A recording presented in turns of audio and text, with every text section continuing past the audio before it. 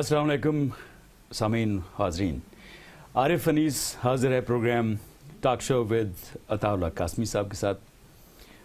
आज हमारे लिए बाइस फ़ख्र है कि हमारे दरमियान वो शख्सियत मौजूद है जो कि कई हवालों से हमारे लिए बाइस सद इफ्तिखार है। कासमी साहब माने हुए कॉलमिस्ट हैं, उस्ताद रहे हैं, सफ़ीर रहे हैं, शायर हैं और उनकी शख्सियत की और बेशुमार जहतें हैं। एक काबिल फ़ख्र बात यह है कि कल उनको हुकूमत पाकिस्तान की तरफ से हिलाल इम्तियाज़ का एवार्ड मिलने जा रहा है और वो हमारे साथ मौजूद हैं, तो आज वो भी हम उनके साथ सेलिब्रेट करेंगे। आज के प्रोग्राम के फॉर्मेट कुछ इस तरह से है कि यूके में, यूनाइटेड किंगडम में कम्युनिटी लीडर्स और मुख्तलिफ शोबों में माने हुए अफराद इस प्रोग्राम में शामिल होंगे। ये प्रोग्राम एक बायोग्राफिकल प्रोफाइल है कासमी साहब की शख्सियत का अहाता करने के लिए। इसमें कासमी साहब के बचपन से लेकर उनकी अभी तक की जवानी का जो दौर है उन सब के बारे में बातें की जाएंगी और उसमें मुख्तलिफ अफराद जो हैं वो सियासत, सहाफ़त, एजुकेशन, कालमों के हवाले से, अखबारों के हवाले से, उनकी तजिया निगारी के हवाले से मुख्तलिफ पहलुओं का अहाता करेंगे। सबसे पहले सेगमेंट में हमारे साथ मौजूद हैं दुर्दाना अंसारी OBE। दुर्दाना अंसारी 22 साल तक वाबस्ता रही हैं BBC वर्ल्ड सर्विस के साथ, उर्दू में भी और इंग्लिश में भी। अभी वो चीफ़ एग्जीक्यूटिव हैं एक फाउंडेशन की, पर्ल फाउंडेशन की, जिसमें वो 8000 से ज़ायद स्टूडेंट्स को तालीम दे चुकी हैं यूनाइटेड किंगडम के अंदर।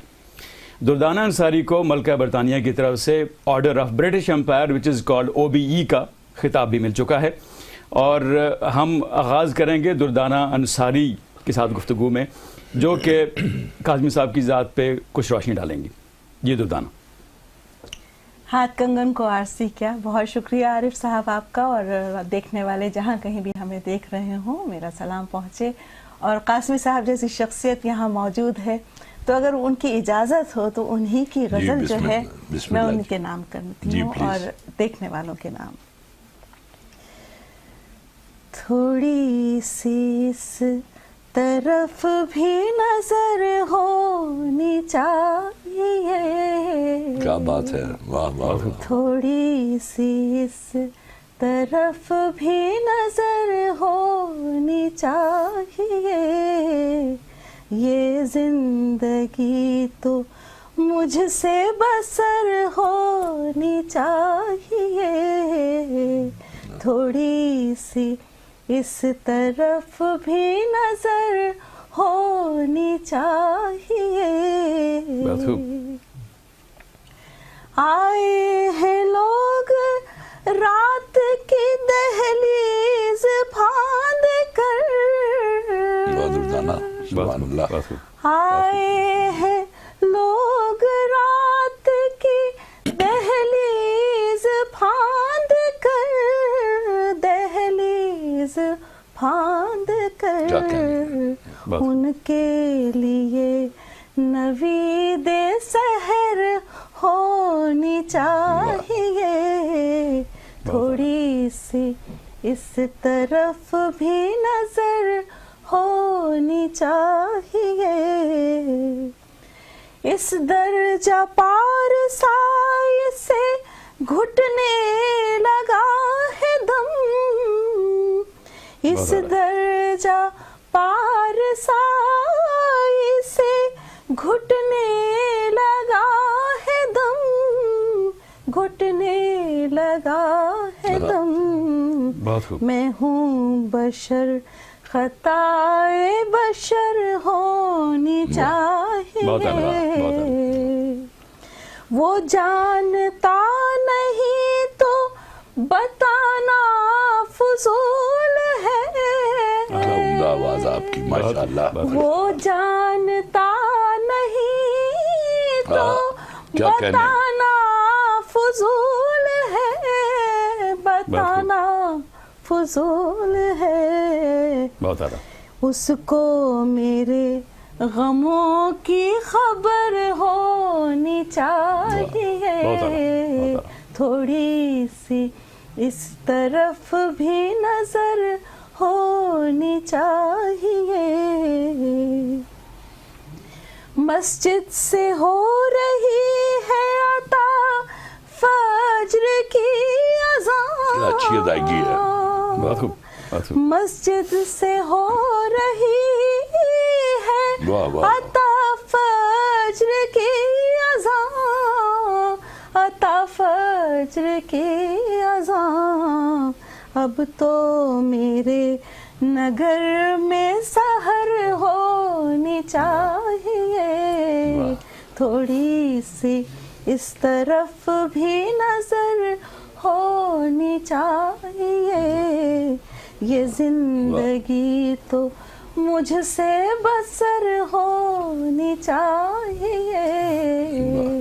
بہت خوب۔ ناظرین میں آپ کو بتا، جی سر، آج مجھے زندگی میں پہلی دفعہ اپنی یہ غزل اچھی لگی ہے، یہ تو میں اتنی عمدہ آواز، ماشاءاللہ ماشاءاللہ، نہیں سر، یہ کیا کہنا۔ آواز کا کمال اور اتنا اس کے نہیں۔ علاوہ جو ادائیگی ہے لفظوں کی، اور اس سے پہلے جب آپ نے مجھے ٹائپ شدہ یہ غزل دکھائی اور آپ نے کہا کہ یہ لفظ یہاں غلط ہے، تو میں تو بہت خوش ہوا کہ ماشاءاللہ آپ کا تو، اب خود بھی مجھے لگتا ہے کہ شعر کہتے نہیں، ہیں۔ ہرگز نہیں، اچھا، کیونکہ میں اس لائق، میرے خیال میں دور اس بھی اچھا ہے۔ اہل نہیں ہوں، لیکن شعر کو سمجھنے کی نہیں، کچھ ماشاءاللہ، ذرا سی بہت- سکت رکھتی ہوں، اور میں ناظرین کو یہ بات بتانا چاہتی ہوں کہ جس شخص نے یہ غزل لکھی ہے، جو ہمارے ساتھ اس وقت عارف صاحب موجود ہیں، ان کی سوچ، ان کی عکاسی کرتی ہے ان کے ذہن کی، ان کی شخصیت کی، ان کی جو بھی خواہشات ہیں، ملک میں جس طرح سے وہ کام کر رہے ہیں، ادب میں جس طرح سے انہوں نے کام کیے ہیں۔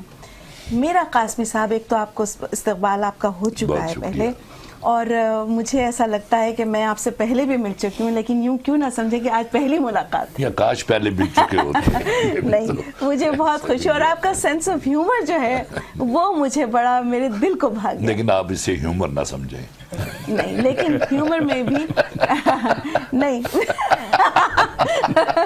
اچھا، ایسا ہے کہ ہم لوگ کیمرہ بند کراتے ہیں اور بات کرتے ہیں۔ نہیں نہیں، لوگ کمال۔ تو سر، میں آپ سے یہ پوچھنا چاہتی ہوں کہ آپ شعر گوئی کی تصویر لے کر آپ اس میدان میں آئے، اور آپ کا خاندان جو ماشاءاللہ بہت ہی علم کا گہوارہ رہا ہے، بالکل بالکل۔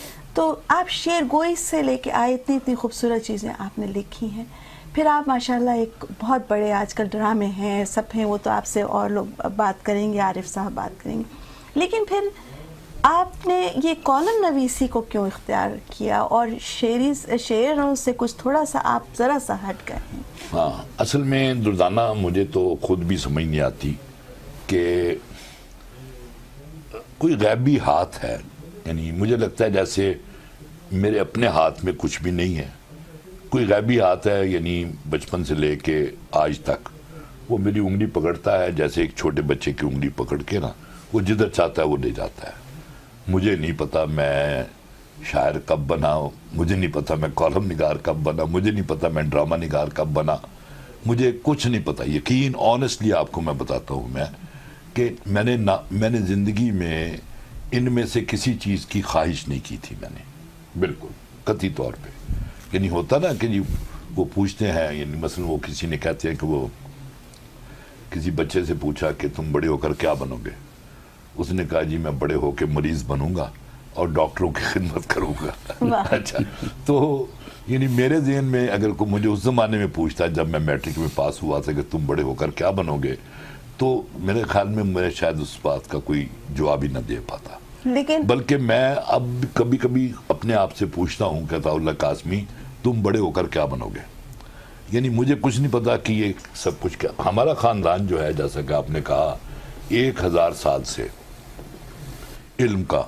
یعنی گہوارہ رہا ہے، اور ہمارے خاندان میں بہت بڑے بڑے لوگ پیدا ہوئے ہیں، ان کے شاگردوں میں بھی حضرت مجدد الافسانی جیسے لوگ شامل ہیں، اور ماضی قریب میں امیر شریعت عطا اللہ جاں بخاری، یہ میرے دادا مفتی محمد حسن کے شاگرد تھے۔ اچھا، لیکن اب جس طرف میں نکلا ہوں، مثلا کالم نگاری میں کرتا ہوں، میرے ابا جی امرتسر سے ایک رسالہ نکالتے تھے ضیاء الاسلام کے نام سے، 15 روزہ تھا ضیاء الاسلام، اس میں فقاہی کالم جو ہے وہ ابا جی خود لکھتے تھے۔ چنانچہ آپ یہ سمجھ لیں کہ یہ بھی چیز مجھے ورثے میں ملی ہے۔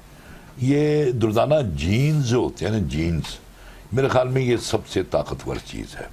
نہیں، آپ اندازہ لگائیں، میں حیران ہوتا ہوں کہ بھئی 1000 سال کے دوران کوئی گیپ تو آنا چاہیے تھا، یعنی میں، میرا بھائی، میرا والد، میرا دادا، میرا پردادا، ان کے دادا، یعنی نہ صرف یہ کہ وہ علم سے وابستہ رہے بلکہ ایک بڑی مشہور سب سے اوتھینٹک کتاب ہے کشمیر پہ تذکرہ اقوام کشمیر، بہت مشہور کتاب ہے، مصنف کا نام ابھی میرے ذہن سے نکل گیا ہے.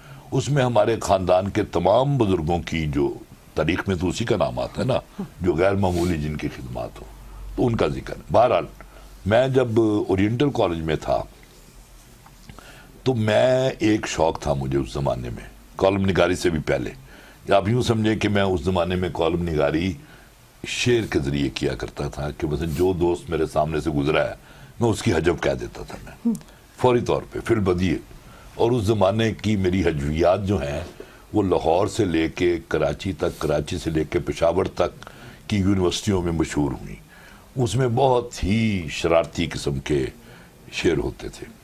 تو یہاں سے آپ یوں سمجھ لیں گے میری ایک زندگی جو ایک ادبی کہہ لیں یا غیر ادبی زندگی کا آغاز ہوا. تو اس کے بعد پھر مجھے ایک جگہ نوکری نکلی، وہ تھا غالباً زرعی ترقیاتی کارپوریشن. میں نے وہاں اپلائی کیا PRO کے لیے. تھینک گاڈ کہ مجھے یعنی نا وہ ادھر سے جواب ہی کوئی نہیں آیا، ورنہ اس وقت میں نے کیا ہونا تھا، میں نے زیادہ سے زیادہ ہونا تھا ڈائریکٹر بن گیا ہوتا میں اس کا. تو اس کی پھر دیکھیں جیسے کہ میں نے آپ کو کہا کہ میرے راستے کی مشکلات کوئی دور کرنے والا ہے. مثلا میتھ مجھے بالکل نہیں آتا تھا، اور ایوب خان کے زمانے میں ایک سال کے لیے جب میں نے میٹرک کا امتحان دینا تھا تو میتھ کو غیر ضروری قرار دے دیا گیا اور میں میٹرک پاس کر گیا.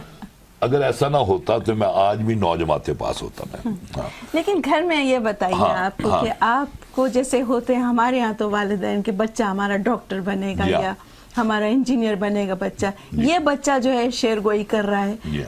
ٹھیک ہے آپ کہتے ہیں کہ جینز میں سے یہ چیز آتی ہے. مہدی حسن صاحب کے گھر میں کتنے لوگوں کے ہاں جینز میں جو گلو اس قدر خوش گلو ہوئے ہیں. تو یہ ضروری نہیں ہے کہ ہر خاندان میں.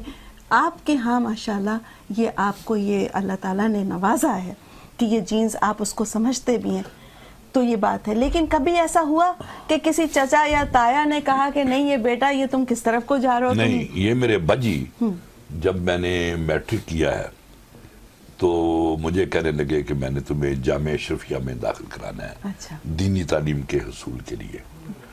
تو میں نے یہ میری خوش قسمتی تھی کہ میں جامعہ اشرفیہ کئی دفعہ گیا ہوا تھا، اور میں نے وہاں جو بچے تعلیم علم کے لیے حصول تعلیم کے لیے آتے تھے وہ میں نے دیکھا سب کی ٹنڈے کرائی ہوتی تھی انہوں نے، اور ٹخنوں سے اونچے پجامے ہوتے تھے. تو وہ مجھے یاد آ گئے. تو میں نے کہا ابا جی ابھی میں نے میٹرک کیا ہے، تو چونکہ ان دنوں سبھی لوگ کہتے ہیں اور بجا طور پہ کہتے ہیں کہ علم دین جو ہے اس کے ساتھ دنیاوی تعلیم بھی ضروری ہے، تو میں BA کر لوں تو اس کے بعد انشاءاللہ پھر میں جامعہ اشرفیہ میں داخل ہو جاؤں گا. جب میں نے BA کر لیا تو ابا جی کہنے لگے کہ ہاں بیٹے پھر اب بات کرو آپ. پھر میں اپنی امی کے پاس گیا. میں کہ امی جی ابا جی سے کہیں مجھے MA کر لینے دیں، تو اس کے بعد پھر انہوں نے ابا جی کو راضی کیا کہ چلو بیٹا MA کر لے. تو پھر جب میں نے MA کر لیا بس پھر انہوں نے کر لیا MA. پھر مجھے کہنے لگے کہ میں تمہیں مدینہ یونیورسٹی میں بھیج دیتا ہوں. میں نے کہا ابا جی اچھا چلے. بہرحال جی میں نے یہ اس طرح، لیکن میں نے ایک اور بات کہی. میں نے کہا ابا جی آپ مجھے علم دین کے لیے بھیجنا چاہتے ہیں نا، تو آپ کی لائبریری میں جتنی کتابیں ہندو مذہب کے بارے میں، عیسائی مذہب کے بارے میں، اسلام کے بارے میں، وہ BA تک میں ساری پڑھ چکا ہوں. میں قرآن مجید کا ترجمہ آپ مجھے خود پڑھا چکے ہیں. تو اب باقی وہاں جو درس نظامی ہے نا وہی ہے نا جو 1200 سال سے پڑھایا جا رہا ہے، جس میں آج تک کوئی تبدیلی نہیں ہوئی اس نصاب میں. تو میں ٹھیک ہی ہوں. بہرحال میں نے اپنے ابا جی کو قائل کر دیا. اچھا باقی جو مزے کی بات یہ ہے کہ جب میں کالم نگاری کی طرف آیا ہوں تو میرا جب کالم چھپتا تھا تو اس زمانے میں بھی الحمدللہ بہت اپریسیشن ملتی تھی. اچھا میں منتظر ہوتا تھا کہ ابا جی بھی کبھی داد دے دیں مجھے، لیکن ابا جی نے مجھے کبھی داد نہیں دی. لیکن مجھے اتنا ضرور پتا تھا کہ اندر سے ابا جی خوش ہوتے ہیں بڑے. اچھا اس کا جو مجھے پتا کیسے چلتا تھا کہ جب کبھی میں 10-12 دن کالم نہیں لکھتا تھا نا तो बाजी मुझे बुलाते थे, भाई क्या बात है तुम्हारी खुराफात शाया नहीं हो रही आज तक। मैं समझ जाता था कि ये दाद देने का मिस कर रहे हैं। ये आपकी तरीका जो है। ये कॉलम निगारी है, इसमें जो एक आगे जो कारी पढ़ा होता है उसको पता है कि एक पंच लाइन आने वाली है। हाँ बिल्कुल ठीक वो कहा। पंच लाइन जो आने वाली होती है वो किस तरह से आप क्या पहले हाँ, ये सोचते आपने हैं बड़ा अच्छा- लिखने से पहले? नहीं, बड़ा अच्छा आपने ये सवाल किया है। इसी पंच लाइन की वजह से मुझे मेरे जितने सीनियर राइटर्स हैं वो कहते हैं कि तुम अफसाने क्यों नहीं लिखते, बल्कि मुझे ड्रामा निगारी की तरफ भी इसी बेस पे लाया गया था। ये कह के जब मुझे पीटीवी के आला हुकाम ने कहा कि तुम ड्रामे लिखो टीवी के लिए, तो मैं कहता था जी मुझे ड्रामा लिखना नहीं आता। वो कहते थे भाई तुम्हारे ड्रामे, तुम्हारे कॉलमों में पूरा ड्रामा मौजूद होता है। तो इसी तरह यानी ये था, अफसानों में भी यही सूरत हाल है। तो ये जब मैं लिखना शुरू करता हूँ ना, मैं जब तो शुरू कभी कभी होता है कि पंच लाइन मेरे ज़हन में होती है, अक्सर औकात नहीं होती। लेकिन होता ये है कि जब मैं कॉलम के इख्तिताम पे पहुंचता हूँ ना, जब तो मैं उसे एक दफ़ा फिर पढ़ता हूँ। मैं पढ़ने के बाद मैं कहता हूँ मुझे मज़ा नहीं आया। फिर जब मुझे पंच लाइन सूझती है ना, तो मैं कहता हूँ ये कॉलम मेरा मुकम्मल हो गया। और चुनाचे अब जो मेरा रीडर है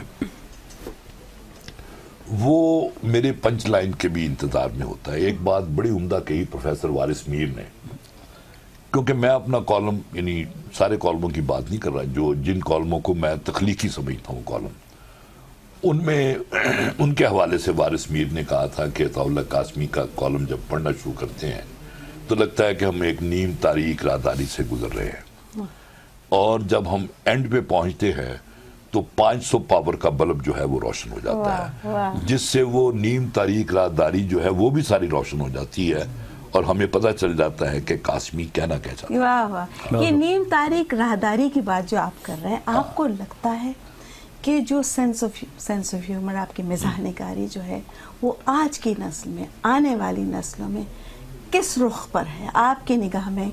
हमारा जो अब लिखने वाला है, जो नौजवान नस्ल है, उनका रास्ता क्या है? रोजाना ये मिजाह के हवाले से मैं आपको बताऊं, ये आपने मेरी दुखती रग पे हाथ रख दिया है। इसलिए ये दुनिया की सबसे मुश्किल सिन्फ है मिजाह निगारी। आप ये देख लें कि यानी मैं चलें बाकी दुनिया की बात बाद में करते हैं, पहले हम अपने उर्दू अदब की बात करते हैं। मुझे नाम गिनवा दे जितने थे हमारे 4-5 मिजाह निगार थे वो दुनिया से उठ गए। पितरस बुखारी, इब्ने इंशा, शफीकुर रहमान, शफीकुर रहमान, कर्नल मोहम्मद खान, और अल्लाह ताला उनको जिंदगी दे। अभी मैं मिल के आया हूँ पिछले हफ्ते, ही इज 91 ईयर ओल्ड माशाल्लाह। लेकिन क्या मिजाज इस दफा मैंने थोड़ी सी उनमें कमजोरी देखी इन फर्स्ट टाइम, कि पहले वो बाहर कार तक छोड़ने आते थे और जब तक कार चली नहीं जाती थी तो, लेकिन इस दफा उन्होंने सोफे पे बैठे बैठे अलविदा कहा, सिर्फ इतना। जबकि उर्दू ज़बान उनकी अपनी ज़बान नहीं है। बिल्कुल बिल्कुल। तो वो माशाल्लाह उन्होंने मतलब जो कुछ दिया इन सब ने, लेकिन उनके बाद अब क्या है मुझे बताएं कासमी साहब? बस उसके बाद कुछ भी नहीं है, फिर आगे और कुछ यही नहीं मैं है। आपसे हाँ, पूछना उसकी आपको वजह फिक्र है उसकी? उसकी बेपनाह फिक्र है। चुनाचे मैं, जैसा कि आपके इल्म में होगा, मैं अलहमरा आर्ट्स काउंसिल जो है उसका मैं चेयरमैन हूँ। ये सेमी गवर्नमेंट है इदारा, और तो मैं उसकी हर साल एक इंटरनेशनल कॉन्फ्रेंस कराता हूँ। पिछले साल मैंने खुसूसी तौर पे यही बात जहन में रख के कि किसी तरीके से नए मिजाह निगार सामने आए और मिजाह को जिंदा किया जाए, मैंने उसका एक पूरा सेशन मिजाह पे रखा। उसमें ये जो हमारे क्लासिकल जो लिखने वाले थे उनकी तहरीरें पढ़कर सुनाई गई, उसके अलावा जो नए लिखने वाले नौजवान लड़के हैं उन्होंने भी सुनाया वहाँ पे। तो ये मेरी एक काविश थी, लेकिन इसको और ज़्यादा मेरे ख्याल में आगे ले जाने की ज़रूरत है। अब आप ये देख लें, इंग्लिश में भी आप देख लें, फ्रेंच में देख लें, किसी ज़ुबान में, ये काम बड़ा मुश्किल है। इसमें यानी ये पुल सरात पर चलने के बराबर है। ज़रा सा आपका पाँव फिसला तो आप कारे मुज़ल्लत में जा गिरेंगे। बिल्कुल।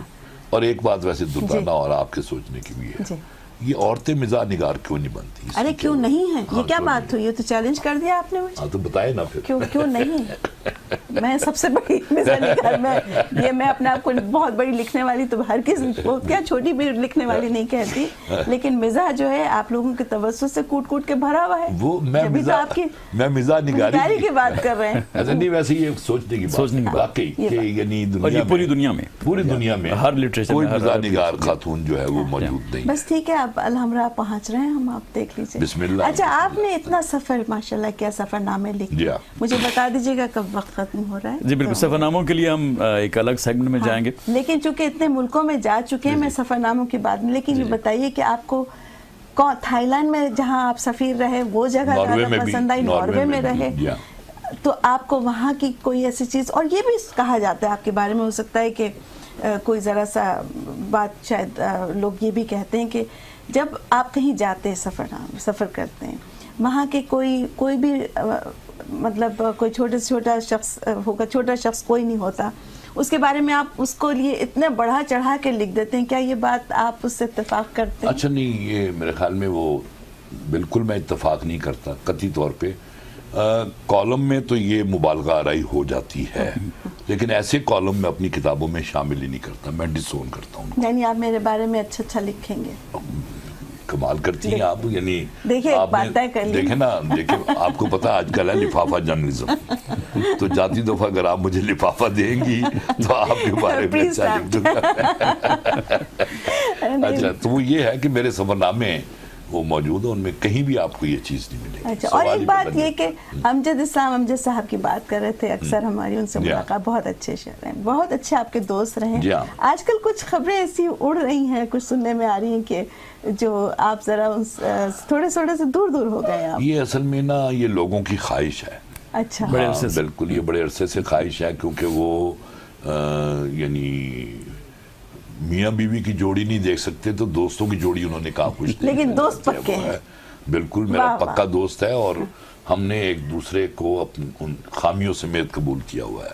نہ امجد فرشتہ ہے نہ میں فرشتہ ہوں، ہم دونوں انسان ہیں، اور بالکل لڑائی جھگڑا بھی ہوتا ہے، سب کچھ ایک دوسرے سے گلے شکوے بھی ہوتے ہیں، لیکن میں نے آج تک اور امجد نے آج تک کہیں ایک لفظ بھی جو ہے ایسا نہیں لکھا کہ جس سے دشمن خوش ہو سکیں. اور دل شکنی نہیں، دل شکنی وہ تو خیر علیحدہ ایشو ہے نا. میں تو امجد کے ساتھ اپنے تعلقات کی بات جی بہت خوب. میری ایک کتاب جو ہے وہ اس کا جو انتصاب ہے وہ امجد کے نام ہے، اس کے 21 ایڈیشن چھپے ہیں، 21واں ایڈیشن ابھی چھپا ہے پچھلے ہفتے، وہ انتصاب امجد ہی کے نام ہے. بہت خوب،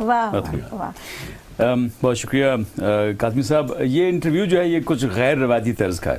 اس میں آپ دیکھیں گے کہ ہمارے جو مہمان ہیں وہ قاسمی صاحب سے بہت سے غیر روایتی قسم کے سوالات پوچھیں گے، اور جیسا کہ ہم نے آغاز کیا، اور آغاز دردانہ انصاری وہ بھی بڑے کمال طریقے سے کیا، اور اختتام ان کا تھا مسجد سے ہو رہی ہے عطا فجر کی اذان، اب تو میرے نگن میں سحر ہونی چاہیے.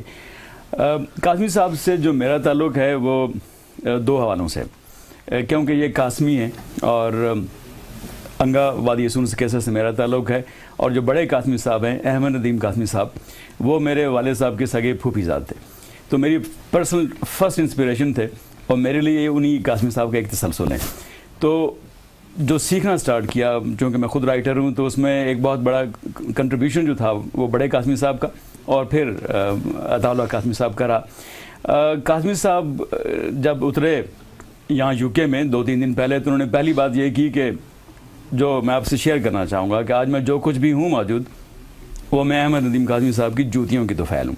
یہ کہنا ایک بڑے ظرف کی بات ہے، اور اسی سیگمنٹ میں میں چاہوں گا دردانہ اور میں دونوں بات کریں گے، کیونکہ دردانہ بھی مل چکی ہیں احمد ندیم قاسمی صاحب سے. تو عطا اللہ قاسمی صاحب سے یہ پوچھتے ہیں کہ احمد ندیم قاسمی صاحب کے حوالے سے میں تو پہلے آپ کا شکریہ دونوں کا بہت، اور ایپکس کا بھی شکریہ جو میں پہلے ادا کرنا بھول گیا تھا. تو احمد ندیم قاسمی صاحب کے بارے میں جو بات میں نے وہاں ایئرپورٹ پہ کہی تھی، وہ بات میں دہرانا چاہ رہا ہوں میں کہ آج میں جو کچھ بھی ہوں وہ احمد ندیم قاسمی کی جوتیوں میں بیٹھنے کے طفیل ہوں. اور صرف میں نہیں، یعنی آپ کوئی نام لے لیں عہد حاضر کا جو بڑا لکھنے والا ہے یا جو بہت مشہور ہوا ہے، وہ سب کے سب احمد ندیم قاسمی کے پالے ہوئے ہیں، سب کے سب. उनमें कुछ आस्तीन के सांप भी हैं जो उन्होंने पाले और बाद में उन्होंने डसा भी अहमद नदीम कासमी को। अब मैं उन खुश नसीबों में से हूँ जिन्हें अपने अहद के जितने बड़े बड़े लिखने वाले हैं उनसे मुलाकात का मौका मिला, और सिर्फ मुलाकात का मौका नहीं मिला बल्कि दोस्ती और बेतकल्फी तक भी बात जा पहुंची। अहमद नदीम कासमी को तो मैं अपना मुर्शद कहता हूँ मैं, और लेकिन वो ऐसे मुर्शद थे कि जो जिनके साथ लतीफ़ेबाजी भी होती थी, जिनके साथ खुलकर हम हर मौजू पर बात करते थे। और मतलब मुझे जिस बात ने सबसे ज़्यादा मुतासर किया, देखिए उनकी शायरी पर बात करने का कोई फ़ायदा नहीं, उनकी अफसाना निगारी के बारे में बात करने का कोई फ़ायदा नहीं, उनकी तनकीद वो तो मतलब एक मुस्तनद चीज़ है, मतलब जिस पर कोई दो आरा ही नहीं है। लेकिन मैंने चूंकि उन्हें बतौर इंसान बहुत करीब से देखा है, और लंदन की मैं आपको एक बात बताता हूँ मैं कि हम आए थे तो हम थे उन्होंने एक घर में हमें ठहराया हुआ था, पूरा घर ले लिया हुआ था उन्होंने। तो सुबह सुबह मेरी आँख खुली तो एक बहुत मुतरन्नम सी आवाज़, अच्छा मुझे वो अता साहब कहा करते थे, अता साहिब मुझे आवाज़ आई कानों में। मैंने आंखें खोल के देखी तो वो नदीम साहब थे और हाथ में चाय पकड़ी हुई थी। कह लेंगे वो मुझे पता है कि आप लेते हैं बेड टी, तो ये मैंने आपके लिए बनाई है, ये मैं रख के जा रहा हूँ। मेरा तो पानी पानी हो गया। अच्छा अगले दिन मैंने कुछ कपड़े जो थे वो प्रेस के लिए देने थे, तो मैं जब कपड़े लेकर निकलने लगा तो मैंने देखा बाहर कासमी साहब वो प्रेस कर रहे हैं अपने कपड़े। मैंने कहा नदीम साहब ये आप क्या करेंगे, मुझे दे, ये मैं नीचे जा रहा हूँ। तो मैं कह लगे नहीं ये आप मुझे अपने कपड़े दें, मैं अभी आपको 5 मिनट में ये सारे प्रेस करके। मैंने कहा नदीम साहब आपको पता है कि जो बात नहीं होनी वो आप बात कर ही क्यों रहे हैं। बड़ी देर उन्होंने इसरार किया कि मुझे अपने कपड़े दो। जब मैं नहीं माना, कहने लगे असल में मुझे पहले ही शक था कि आप अंग्रेज़ इस्तेमार के एजेंट हैं, आप उसकी मुआशी हालत को मजबूत बनाना चाहते हैं। वाह वाह वाह वाह वाह। मैंने कहा जी नदीम साहब वो तेरे बेमहर कहने से, वो क्या गालिब का शेर है, मैंने वो शेर पढ़ा मैंने, लेकिन बहरहाल उन्होंने अपने कपड़े मुझे नहीं दिए। अच्छा फिर हमारे साथ उन्होंने थड़े पे बैठकर भी चाय पी। इतना बड़ा शायर, इतना बड़ा अफसाना निगार, देखे ना मुझे गुस्सा आता है बाज़ औक़ात, और बाज़ औक़ात फिर वो लोग उसको और रंग दे देते हैं। सारी उम्र वो 10 मरले के घर में रहे, और जो इलाका था पक्की ठट्ठी, उसके बारे में मैंने एक जुमला लिखा था। मैंने लिखा था कि अहमद नदीम कासमी पक्की ठट्ठी में रहते हैं जिसकी सड़कें कच्ची हैं, चुनाचे कमजोर मसाने वाला एक घोड़ा भी उधर से गुजर जाए तो घंटों पानी खड़ा रहता है। तो ये वाकई ऐसे ही। और उन्होंने अच्छा मंजिस तरक्की अदब में डायरेक्टर बने हुए, मैं आपको उनकी तनख्वाह नहीं बता सकता कि वो जो उनको मिलते थे, और वो सारी उम्र उसी पे। फिर मुझे हुआ, मैंने कहा ये क्या है, मतलब मैंने फिर 2-3 बंदों का वफद बना के वज़ीर आला से जाके मिला मैं, फिर भी वो उनके शायान निशान नहीं था। लेकिन उन्होंने कभी परवाह नहीं की। एक दिन ये रोज़ों के दिन थे, रमज़ान का महीना। अच्छा ये वाक़या सुनाने से पहले एक मज़े का आपको मैं सुनाऊँ, वो कासमी साहब के हवाले से, और वो भी रमज़ान के महीने की बात है। अच्छा वो अब जाहिर है कि उनकी उम्र 80 से अबव थी, तो रोज़ा तो उनके लिए नहीं था ज़रूरी इतना। तो उन्होंने वो किया हुआ था कि दरवाज़ा बंद करके ना दफ्तर का, और बाहर चपड़ासी को सख्ती से हिदायत थी कि किसी को अंदर आने नहीं देना बिल्कुल, और चाय पी रहे थे। तो थोड़ी देर बाद बड़ी कुव्वत से दरवाज़ा खुला और एक मौलाना अंदर, इतनी बड़ी दाढ़ी और वो शलवार और दस्तार, अंदर बढ़ आते ही उन्होंने कासमी साहब पे चढ़ाई शुरू कर दी। आप दानिश्वर हैं, आप शायर हैं, आप अदीब हैं, रमज़ान शरीफ का महीना है, ये आप क्या कर रहे हैं। और साथ ही कुर्सी पे बैठ गए, और फौरन आप चपरासी को बुलाए और उसे कह के एक कप चाय मेरे लिए लेके आए। अच्छा दूसरा वाकया जो मैं बताने लगा हूँ कि रमज़ान का महीना, तो मैं गया उस दिन, मैंने देखा कि नदीम साहब जो हैं वो सलाद बना रहे हैं खुद अपने हाथ से, और थोड़े से गुस्से में भी हैं, और करीम उनका मुलाजिम था उसको डांट रहे हैं, जो कि मैंने पहले कभी नहीं देखा। तो मैं बड़ा हैरान हुआ, मैंने कहा नदीम साहब क्या मसला क्या है। میں اس دن تو میرا جی چاہا کہ میں ان کے یعنی پاؤں کو بوسہ دوں. میں کہنے لگے کہ فیروز سنز جو کتابوں کا ادارہ ہے وہاں ایک بزرگ پارسی مذہب کا ایک آدمی جو ان کا دوست ہے ندیم صاحب کا, اس کے لیے رمضان میں وہ روزانہ کھانا بھیجتے تھے کیونکہ شہر کے سارے ہوٹل بند ہوتے تھے, ریسٹورنٹ بند ہوتے تھے. اور ندیم صاحب اس بات پہ ناراض ہو رہے تھے کہ کھانے میں تاخیر ہو گئی ہے, وہ بوڑھا آدمی ہے اور وہ اس کو بھوک لگی ہوگی, اس بات پہ ناراض ہو رہے تھے. اور پھر عارف سب سے بڑی بات یہ ہے کہ وہ جو بندہ تھا نہ وہ کالم نگار تھا, نہ وہ ادیب تھا, نہ وہ نقاد تھا جس سے ندیم صاحب کو کوئی فائدہ پہنچا. یعنی یہ ان کی جو تھی نا انسان دوستی جو تھی ان کی, وہ تو ایک ضرب المثل ہے. ورلڈ سروس میں بی بی سی میں ایک پروگرام کری تھی اردو وقت کی کسوٹی پر, تو ظاہر جو بڑے بڑے لکھنے والے, اتفاق سے آپ سے میری ملاقات نہیں ہو سکی اس زمانے میں, تو ان کو پیغام پہنچا دیا گیا تھا, ہماری طرف سے پیغام پہنچ گیا تھا. تو بیچ چلچلاتی دھوپ میں لاہور میں دوپہر میں ہم ان کے گھر پہنچے تو کوئی دروازہ کھلا, انہوں نے مجھے جو ڈانٹا, ان کی وہ ڈانٹ مجھے یاد رہے گی. اللہ تعالیٰ ان کو غریق رحمت کرے, اور اس طرح کے لوگ نہیں آ سکتے.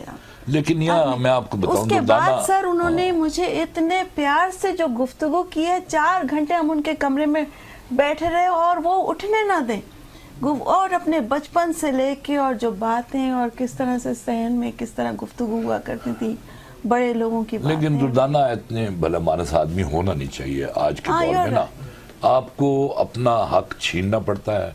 یعنی اس بہت بڑے بڑے نام ہیں, ان میں سے کچھ میں نام نہیں لیتا, یعنی جن کا نام لینا فیشن بن چکا ہے, مگر وہ ایسے نہیں بنا. ان کی شام کی محفلیں ہوتی ہیں, ان کے کانٹیکٹس ہوتے ہیں بیوروکریسی کے ساتھ, ان کے بہت سارے ذرائع ہوتے ہیں, جس کے بعد پھر وہ ان ہوتے چلے جاتے ہیں. احمد ندیم قاسمی کو میں نے دیکھا کہ بڑے سے بڑا کوئی وزیر ہے, کوئی کچھ ہے, آیا ہے السلام علیکم, پیار سے وعلیکم السلام کہہ کے منہ دوسرے کر کے کسی ایسے ادیب سے بات کرنے لگ گئے جس سے سوائے غزلوں کے انہیں اور کچھ نہیں ملنا تھا. بالکل. تو وہ یعنی اس طرح کے انسان تھے. میں تو ان کو یعنی کبھی بلا ہی نہیں سکتا. آپ اس وقت دیکھیں احمد فراز ان کی پیداوار ہے, پروین شاکر ان کی پیداوار ہے, کوئی نام لے لیں آپ, کوئی نام, فہمیدہ ریاض ان کی بالکل, کوئی نام لیں آپ, قتیل شفائی ان کا شاگرد. مطلب اس میں کچھ اچھے نام بھی نہیں آتے, لیکن بہرحال وہ بھی, لیکن ہمیں آپ کا نام آنا بہت اچھا لگا. میں تو جی خیر, کا آنا بہت اچھا لگا. بلکہ میں آپ کو ایک مطلب ان کی 60ویں سالگرہ تھی, تو میں نے وہاں پیپر پڑھا احمد ندیم قاسمی پہ.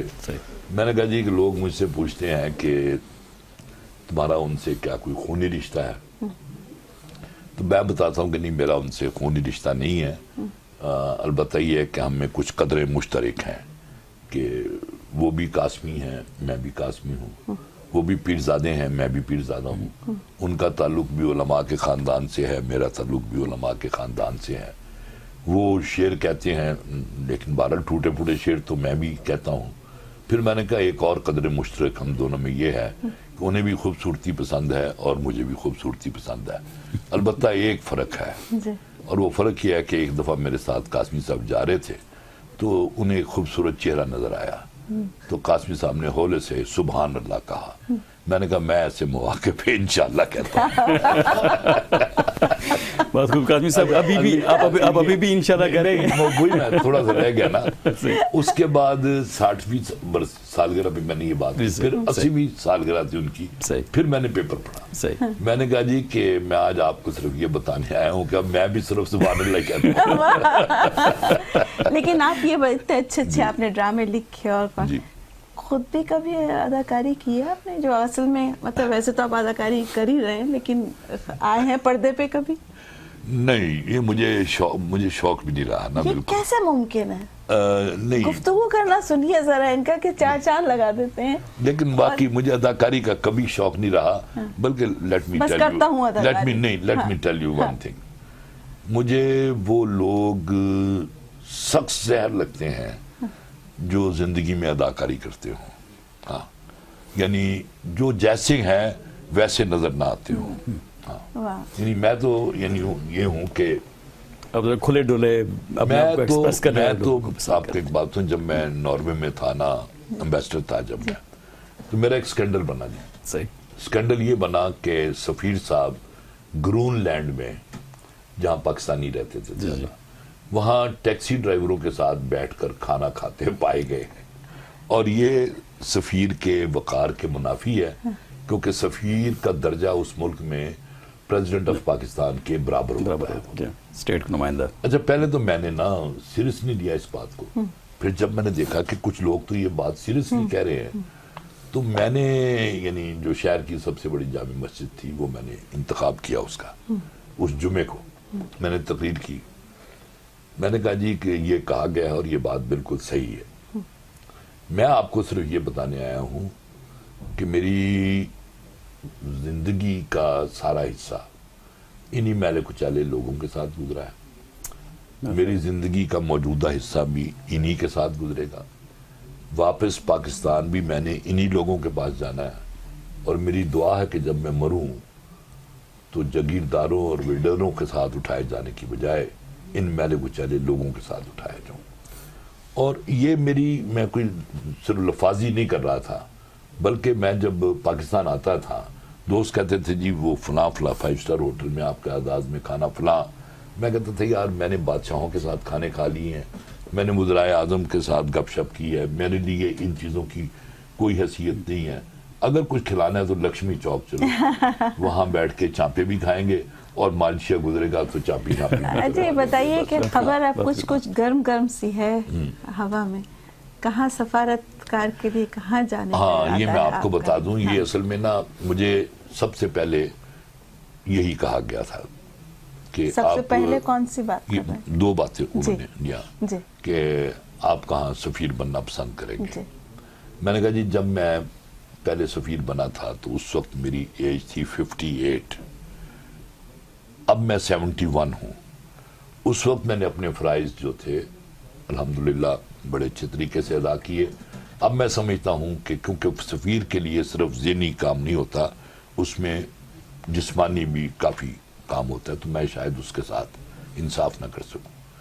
फिर मियाँ नवाज शरीफ साहब ने मुझे कहा कि आप अगले साल ये सेनेट का जो है तो आप सेनेटर बन जाएं। मैंने कहा जी कि जो प्रैक्टिकल जो है ना एक पॉलिटिक्स से, उससे मुझे दिलचस्पी कोई नहीं है।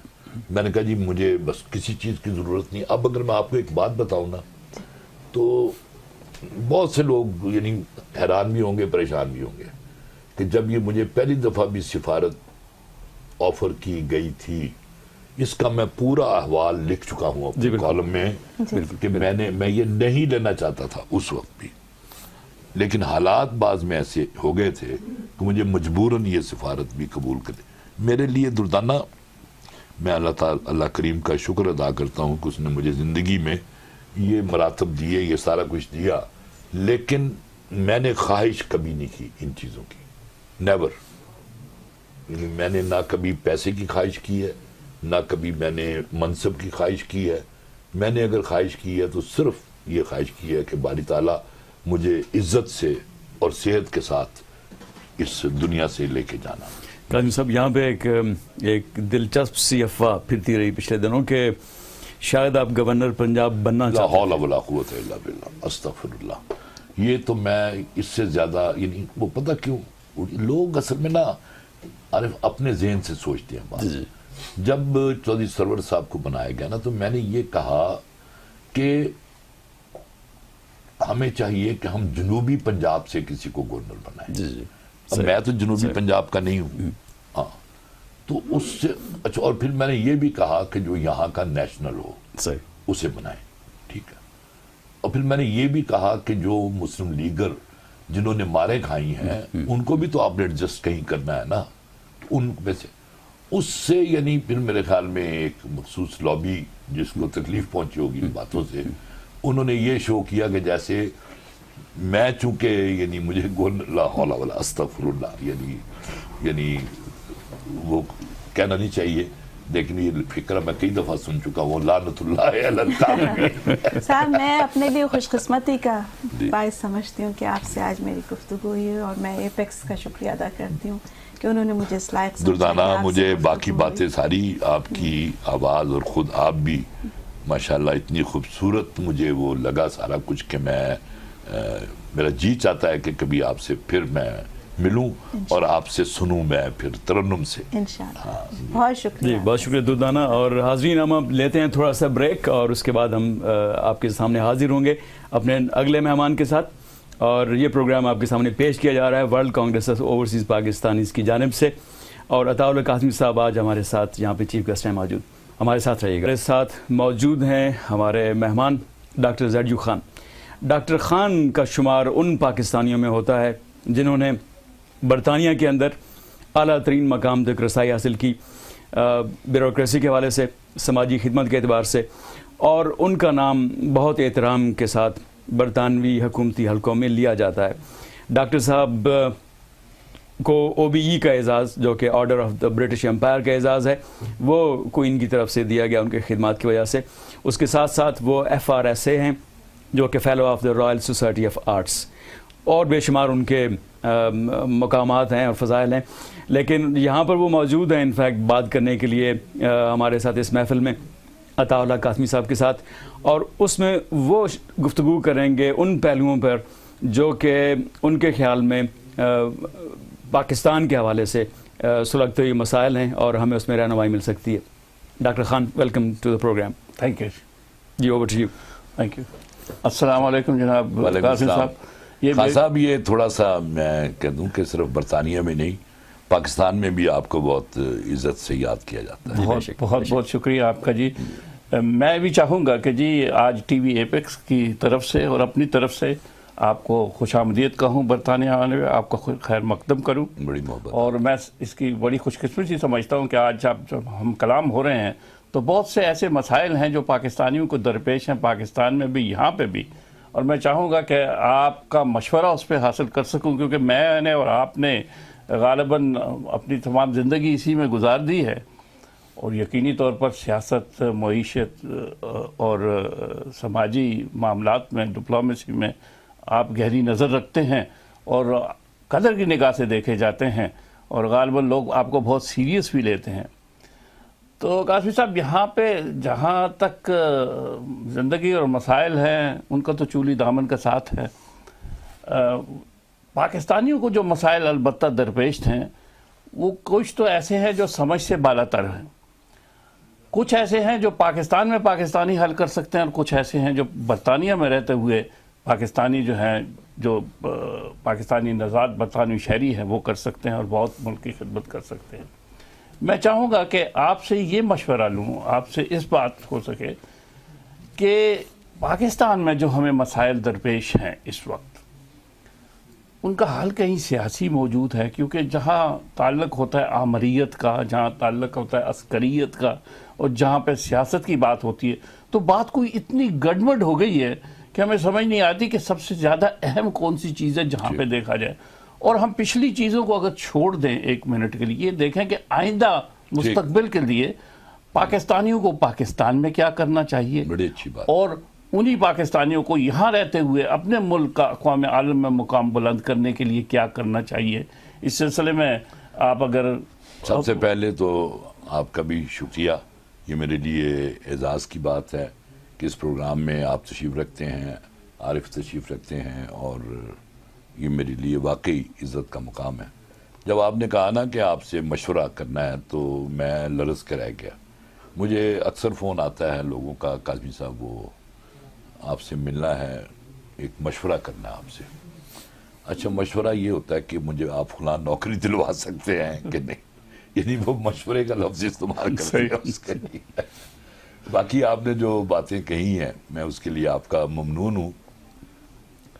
میرے خیال میں جو اوورسیز پاکستانی ہیں ان کی بات بعد میں کرتے ہیں، ٹھیک ہے۔ پہلے جو ہم پاکستان میں رہتے ہیں، وہ اقبال ساجد کا ایک شعر ہے کہ جہاں بھونچال بنیاد فصیل در میں رہتے ہیں، ہمارا حوصلہ دیکھو ہم ایسے گھر میں رہتے ہیں. بہت تو ہم لوگوں کا کمال تو یہ ہے کہ ہم مجدار کے بیچ میں ہیں اور طوفانوں کا مقابلہ کر رہے ہیں.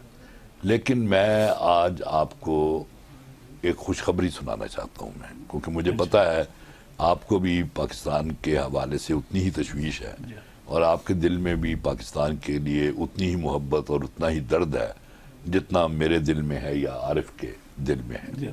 وہ یہ ہے کہ کچھ انڈیکیٹرز ایسے آ رہے ہیں جس سے یہ اندازہ ہوتا ہے کہ ہماری جو مشکلات ہیں اور ہم جس گرداب میں پھنسے ہوئے ہیں ان میں سے نکلنے یا ان کے کم ہونے کے شواہد دکھائی دینے شروع ہو گئے ہیں. مثلا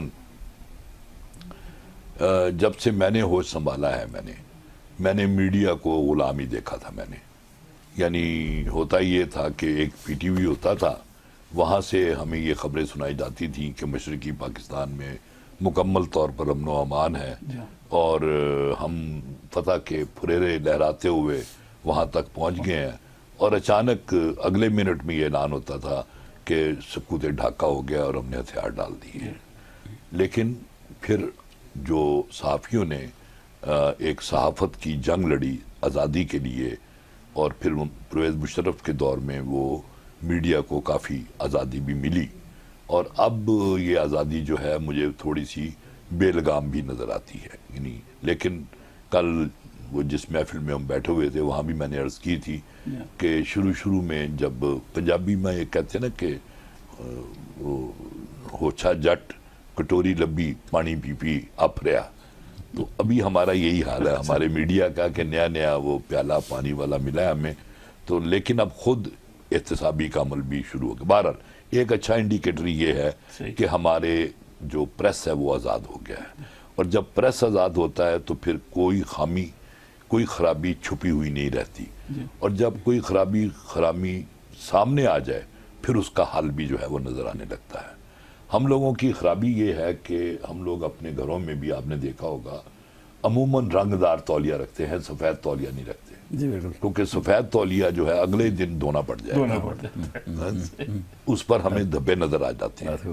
تو اب پریس کے ہوتے ہوئے پریس جو ہے یہ ایک رنگ دار تولیہ نہیں ہے، یہ سفید رنگ کا تولیہ ہے. پہلی بات یہ.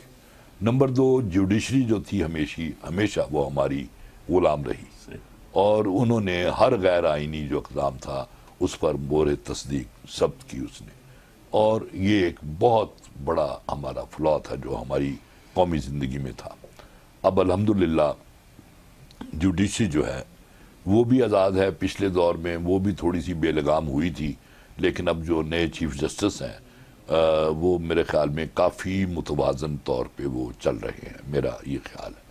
نمبر 3، ہمارا ایک بہت بڑا مسئلہ ہوتا تھا آرمی کے حوالے سے، اور یہ سمجھا جاتا تھا کہ ہم بلڈی سیویلین ہیں اور آرمی جو ہے وہ ہر فوقیت رکھتی ہے، وہ ایک مقدس گائے ہے جس کے بارے میں کوئی بات. لیکن اب ایسا نہیں ہے. اب میرے خیال میں ہماری جو فوج ہے جس پر ہمیں فخر ہے، بجا طور پر فخر ہے، وہ ہماری سرحدوں کی حفاظت کرتی ہے اور ہمارے لیے اپنی جانیں قربان کرتی ہے. تو ان کو 100 دفعہ میرا سلام پہنچے ان کو. اب یعنی یہ دور شروع ہوا ہے جنرل کیانی کے دور سے. آہستہ آہستہ انہوں نے ایک جو برف تھی نا ان کے دور میں پگھلنا شروع ہوئی ہے. اور اب اس وقت جو میں محسوس کرتا ہوں کہ سول ملٹری جو ریلیشن شپ ہے وہ پہلے سے بہتر ہے. تو یہ 3 انڈیکیٹرز ایسے ہیں جو میرے خیال میں بہت خوش آئند ہیں. چنانچہ میں اب تو کم از کم پر امید ہوں کہ آگے چل کر اب باقی بات رہ جاتی ہے ہمارے موجودہ مسائل جو ہیں. اس سے پہلے جی خان صاحب میں آپ سے یہ پوچھنا چاہوں گا، یہ جو 2 باتیں آپ نے کی ہیں جی، ایک تو میڈیا جو ہے وہ آزاد ہو گیا ہے، جی ہاں، اور کسی نے کیا خوب کہا ہے کہ جی آزادی افکار ہے ابلیس کی ایجاد. اب وہاں پہ بیلنس کس طرح سے قائم کر سکیں گے؟ کیونکہ مسئلہ یہ ہوتا ہے کہ اس کو اس طرح سے بڑھا چڑھا کر کئی چیزوں کو پیش کیا جا سکتا ہے کہ ہم جو ہیں وہ یہ سمجھ ہی نہیں پاتے کہ اس میں سے اصلی بات. بڑی اچھی بات، بہت عمدہ بات کر رہے ہیں. دوسری بات آپ یہ فرمائیے گا کہ جب ہم فوج کا ذکر کرتے ہیں. فوج تو پاکستان، حکومت پاکستان ریاست کا ایک آرگن جی بالکل، اور سب سے اہم ترین ہے. اور ہمیں جس طرح آپ کہتے ہیں پوری قوم کو فخر ہے، فخر ہے، وہ بہت اچھے، سب سے اچھا ڈسپلن انسٹیٹیوٹ جو ہے وہ وہی ہے. اور ہم چاہتے ہیں کہ باقی انسٹیٹیوٹس بھی ہیں جو اپنے اپنے دائرے میں اپنے دائرے میں اس طرح کام کریں جس طرح فوج کر رہی ہے، اور اس کو ہم اس کی فالوئنگ کریں. لیکن یہ بات سمجھ نہیں آتی، کیونکہ یہی سمجھ نہیں آتی جب میں تبصرے سنتا ہوں تو نظر آتا ہے کہ فوج شاید کوئی اور چیز ہے اور حکومت پاکستان کوئی اور چیز ہے. خصوصی طور پر جب ہم طالبان سے بات چیت کرنے کی یہ بات چیت کرتے ہیں یا ان کے بات چیت کے ذکر ہوتا ہے تو یہ فرمائیے گا کہ وہ کس طرح سے ہم انہیں ایک پیج پہ لانے کی، قوم کو ایک پیج پہ لانے کے، انہیں یہ بتایا کہ حکومت پاکستان جو ہے وہ ایک سپیریئر اتھارٹی ہے اور فوج بھی اس کا ایک حصہ ہے اور اس کو سمجھا جائے. بہت عمدہ بات ہے. آپ کی بات کے دو حصے ہیں. ایک تو آپ نے یہ فرمایا کہ میڈیا جو ہے وہ ہمیں کنفیوز کرتا ہے، واقعی کنفیوز کرتا ہے، اس میں کوئی شبے والی بات ہی نہیں ہے. لیکن اب میں چونکہ جو اینکرز جو ہوتے ہیں ان سے میرے ذاتی تعلقات بھی ہیں، کالم نگار جو ہیں میرے ان سے ذاتی تعلقات بھی ہیں، چنانچہ مجھے کچھ نہ کچھ اندازہ ہو جاتا ہے کہ کون کہاں سے بول رہا ہے. چنانچہ میری کنفیوژن جو ہے وہ ایک عام آدمی سے نسبتاً کم ہے. لیکن ایک عام آدمی جو ان سے پرسنلی واقف نہیں ہے وہ ضرور پریشان ہوتا ہے. اور اس کی وجہ یہ ہے کہ وہ میرا ایک شعر ہے، اللہ کرے مجھے اس وقت تو کم از کم یاد آ جائے کہ ایک شک کی نظر منظروں کی طرف، یہ دیا کون ہے یہ ہوا کون ہے، کیا پتا ان صداؤں کے گرداب میں کس کی آواز میں بولتا کون ہے. یہ ہو رہا ہے ہمارے ہاں. اصل میں ہمارا میڈیا بھی کوئی اتنا پاک صاف نہیں ہے، اتنا صاف ستھرا نہیں ہے، اس میں بھی ہر طرح کے لوگ جو ہیں وہ موجود ہیں. تو بہرحال جیسا کہ میں نے کہا تھا کہ خود میڈیا میں بھی خود احتسابی کا عمل شروع ہو چکا ہے، تو وہ انشاءاللہ یہ بھی اور بہتر ہو جائے.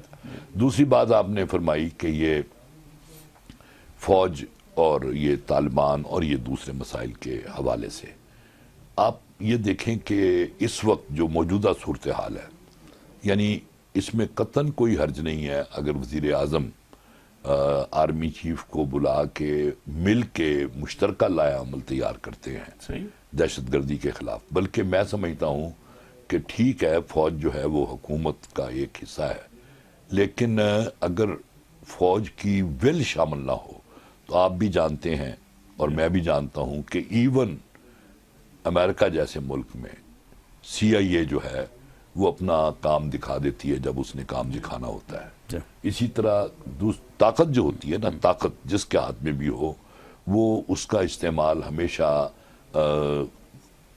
یعنی خطرے کا باعث بن سکتا ہے. تو یہ، اور پھر چونکہ اس کی ایک ماضی کی تاریخ بھی ہے، اس وجہ سے بھی ہم اس کو شک و شبے سے دیکھتے ہیں. لیکن مجھے آپ کہہ لیں ایک خوش فہم انسان کہہ لیں یا جو مرضی کہہ لیں، اب مجھے حالات پہلے سے بہت بہتر نظر آ رہے ہیں. اور مجھے یہ لگ رہا ہے کہ جیسے سول ملٹری ریلیشن شپ جو ہے، اب دیکھیں نا عدالت نے یعنی بار بار وہ مسنگ پرسنز کے حوالے سے اتنے بولڈ اقدامات ہیں جو اس سے پہلے کبھی ہم نے سوچنے کی یعنی دیکھنا تو دور کی بات ہے، ہم لوگ سوچ بھی نہیں سکتے تھے. تو اس لیے جو ہمارے وہ بھائی آپ سمیت جو یہاں بیٹھے ہوئے ہیں وہ آپ لوگ ہم سے زیادہ پریشان ہو جاتے ہیں. اور مجھے پتہ ہے کہ یعنی جب میرا بیٹا جرمنی میں پڑھ رہا تھا تو میں اس کے بارے میں پریشان رہتا تھا، وہ پریشان بالکل نہیں تھا. یعنی مجھے پریشانی ہوتی تھی کیونکہ دوری تھی. تو اس لیے یہ آپ بالکل مطمئن رہیں، اللہ نے چاہا تو. اور پھر ایک بات خاص اب اور یاد رکھیے، ہم نہ اپنے ملک کو یورپ جیسا دیکھنا چاہتے ہیں، لیکن ہم یورپ کی تاریخ تو پڑھ لیں. ہم یہ تو دیکھیں کہ یورپ کو اس مقام تک پہنچنے کے لیے کتنے مراحل سے گزرے ہیں. خانہ جنگیاں ہوئی ہیں، تحریکیں چلی ہیں، تحریک احیاء علوم اور پتہ نہیں کیا کیا، اور سائنسدانوں کو بھی پھانسیاں دی گئیں، یعنی بادشاہوں کے سر کاٹے گئے سارا کچھ. تو ابھی ہمیں تو 67 سال ہوئے ہیں، یعنی اردو کی کہتے ہیں جی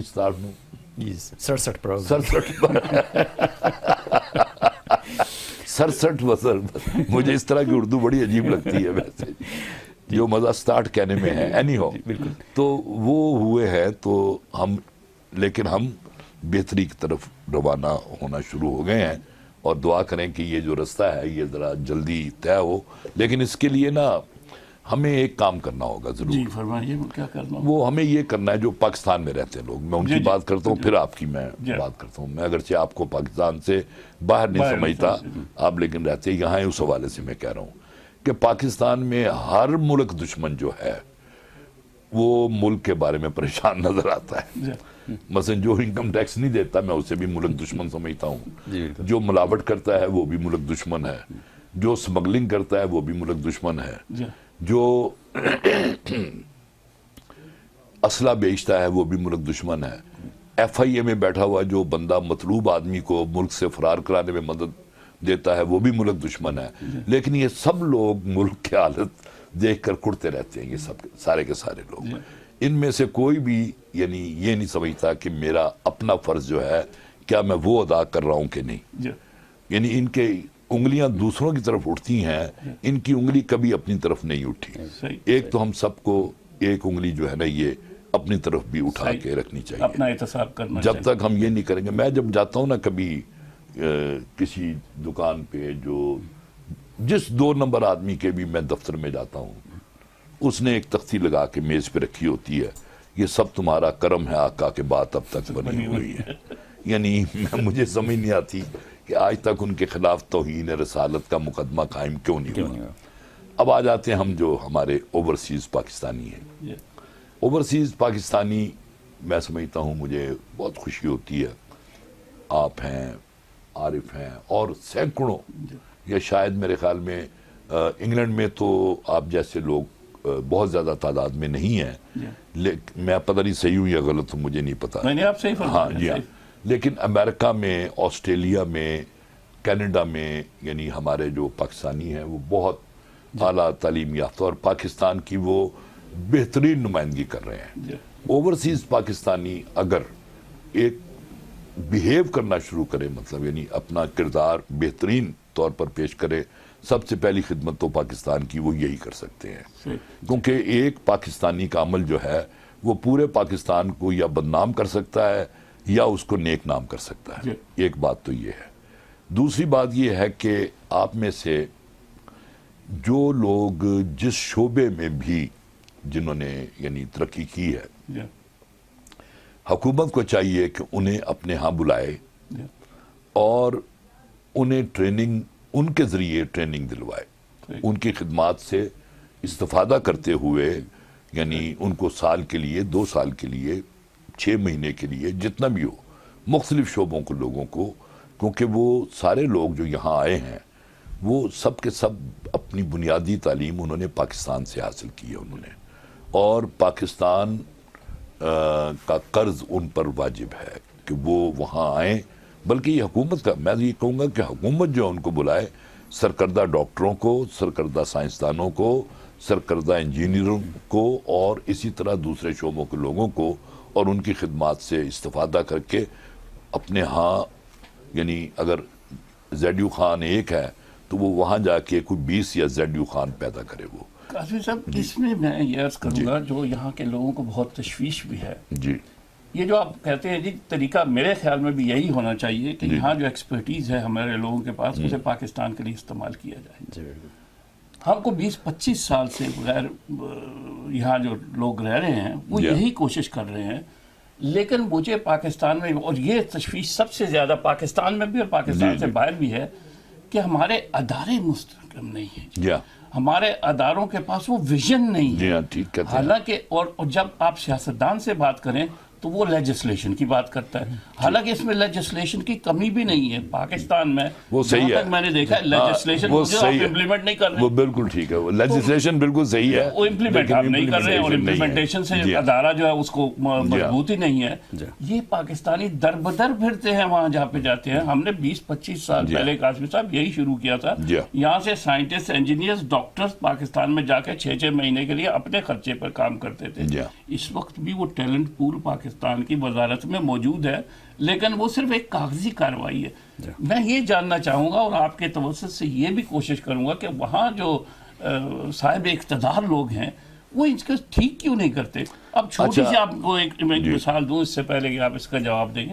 اب دیکھیں آرٹیکل 62 63 کی بات ہوتی ہے. ہم پاکستانی جو غیر ملک میں موجود ہے ان میں سے کتنے آدمی ہیں جو ممبر آف پارلیمنٹ بننا چاہتے ہیں؟ بات ممبر آف پارلیمنٹ کا نہیں ہے، بات اصول کا ہے. جب آپ وہاں فارن ایکسچینج کی بات کرتے ہیں تو یہ آپ کے جو لوگ موجود ہیں باہر انہیں بڑی عزت کی نگاہ سے دیکھا جاتا ہے اور بڑا یہ ان کا کمال ہے. لیکن جب ان کو یہ کہا جائے کہ آپ پبلک آفس رکھ سکتے ہیں تو وہ کہتے ہیں کہ آرٹیکل 62 63 کے آپ کو مار دے رہے ہیں. سوال یہ پیدا ہوتا ہے وہ آرٹیکل یا تو پڑھا ہی نہیں گیا تھا، اور اس میں جو سیکشن ہے لگائی گئی ہے اس میں ایک فل سٹاپ لگا دیں تو 2 منٹ کے اندر اندر لیجسلیشن ٹھیک ہو سکتی ہے. میرے خیال میں مجھے اگر میرا حافظہ صحیح کام کر رہا ہے جی 62 63 یہ وہ تو نہیں ہے کہ سالے ہو. جی یہ سالے والا ہے. نہیں اس میں یہ ہے جی کہ پبلک آفس کے لیے وہ آدمی کھڑا ہو سکتا ہے جو کوالیفیکیشن دی گئی ہے اس میں وہ کھڑا ہو سکتا ہے جو شہری ہو پاکستان کا اور اس نے دوہری شہریت حاصل نہ کی ہو، حالانکہ یہ پاکستان سٹیزن شپ ایکٹ یہ میں عرض کرتا ہوں. یہ میں اور اداروں کی طرف خصوصی طور پر وہ کیجیے گا میں عرض کرتا ہوں کریں کس طرح. میں عرض کرتا ہوں میں اب یعنی اس طرح کی بات کرتے ہوئے نا مجھے بڑا خوف آتا ہے کہ فوراً ہم لوگ لیبل لگا دیتے ہیں فوراً. اچھا میرا ذاتی خیال یہ ہے کہ پنجاب میں شاید یہ صورتحال اس طرح کی نہ ہو. پنجاب میں شہباز شریف صاحب جو ہیں وہ ٹیلنٹ ہنٹ کرتے رہتے ہیں وہ، اور ان کی کوشش یہ ہوتی ہے کہ ان سے فائدہ اٹھایا جائے.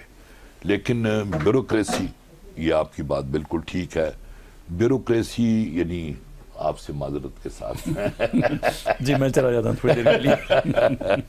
لیکن بیوروکریسی جو ہے ہماری وہ اقتدار اعلیٰ آپ اسے سمجھ لیں. بالکل ہاں، وہ جو چاہے گی ہوگا اور جو نہیں چاہے گی وہ نہیں ہوگا.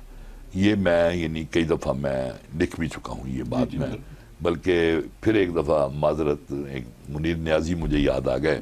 وہ کہتے ہیں میں جس سرکاری دفتر میں جاتا ہوں سیکرٹری سے ملنے تو پتہ چلتا ہے جی میٹنگ ہو رہی ہے. کہتا مجھے سمجھ نہیں آتی یہ دولے شاہ کے چوہے کیا میٹنگ کرتے ہو.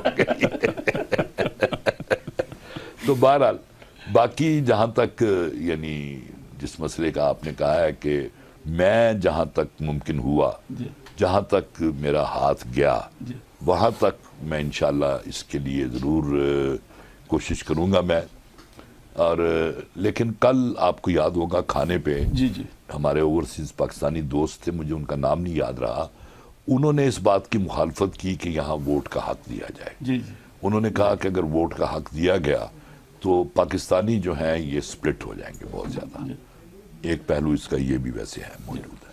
اصل میں یہ ہے جی کہ جہاں تک تعلق ہے نا جی سیاسی جماعتوں کا، اس کے تو میں خلاف ہوں بہت برائی یہاں ہونے نہیں چاہیے، یہاں ہونی نہیں چاہیے سیاسی جماعتیں، کسی سیاسی جماعت. اور دوسرے اور آپ لوگوں کو چاہیے کہ آپ جو یہاں کی پالیٹکس ہے اس میں حصہ لے.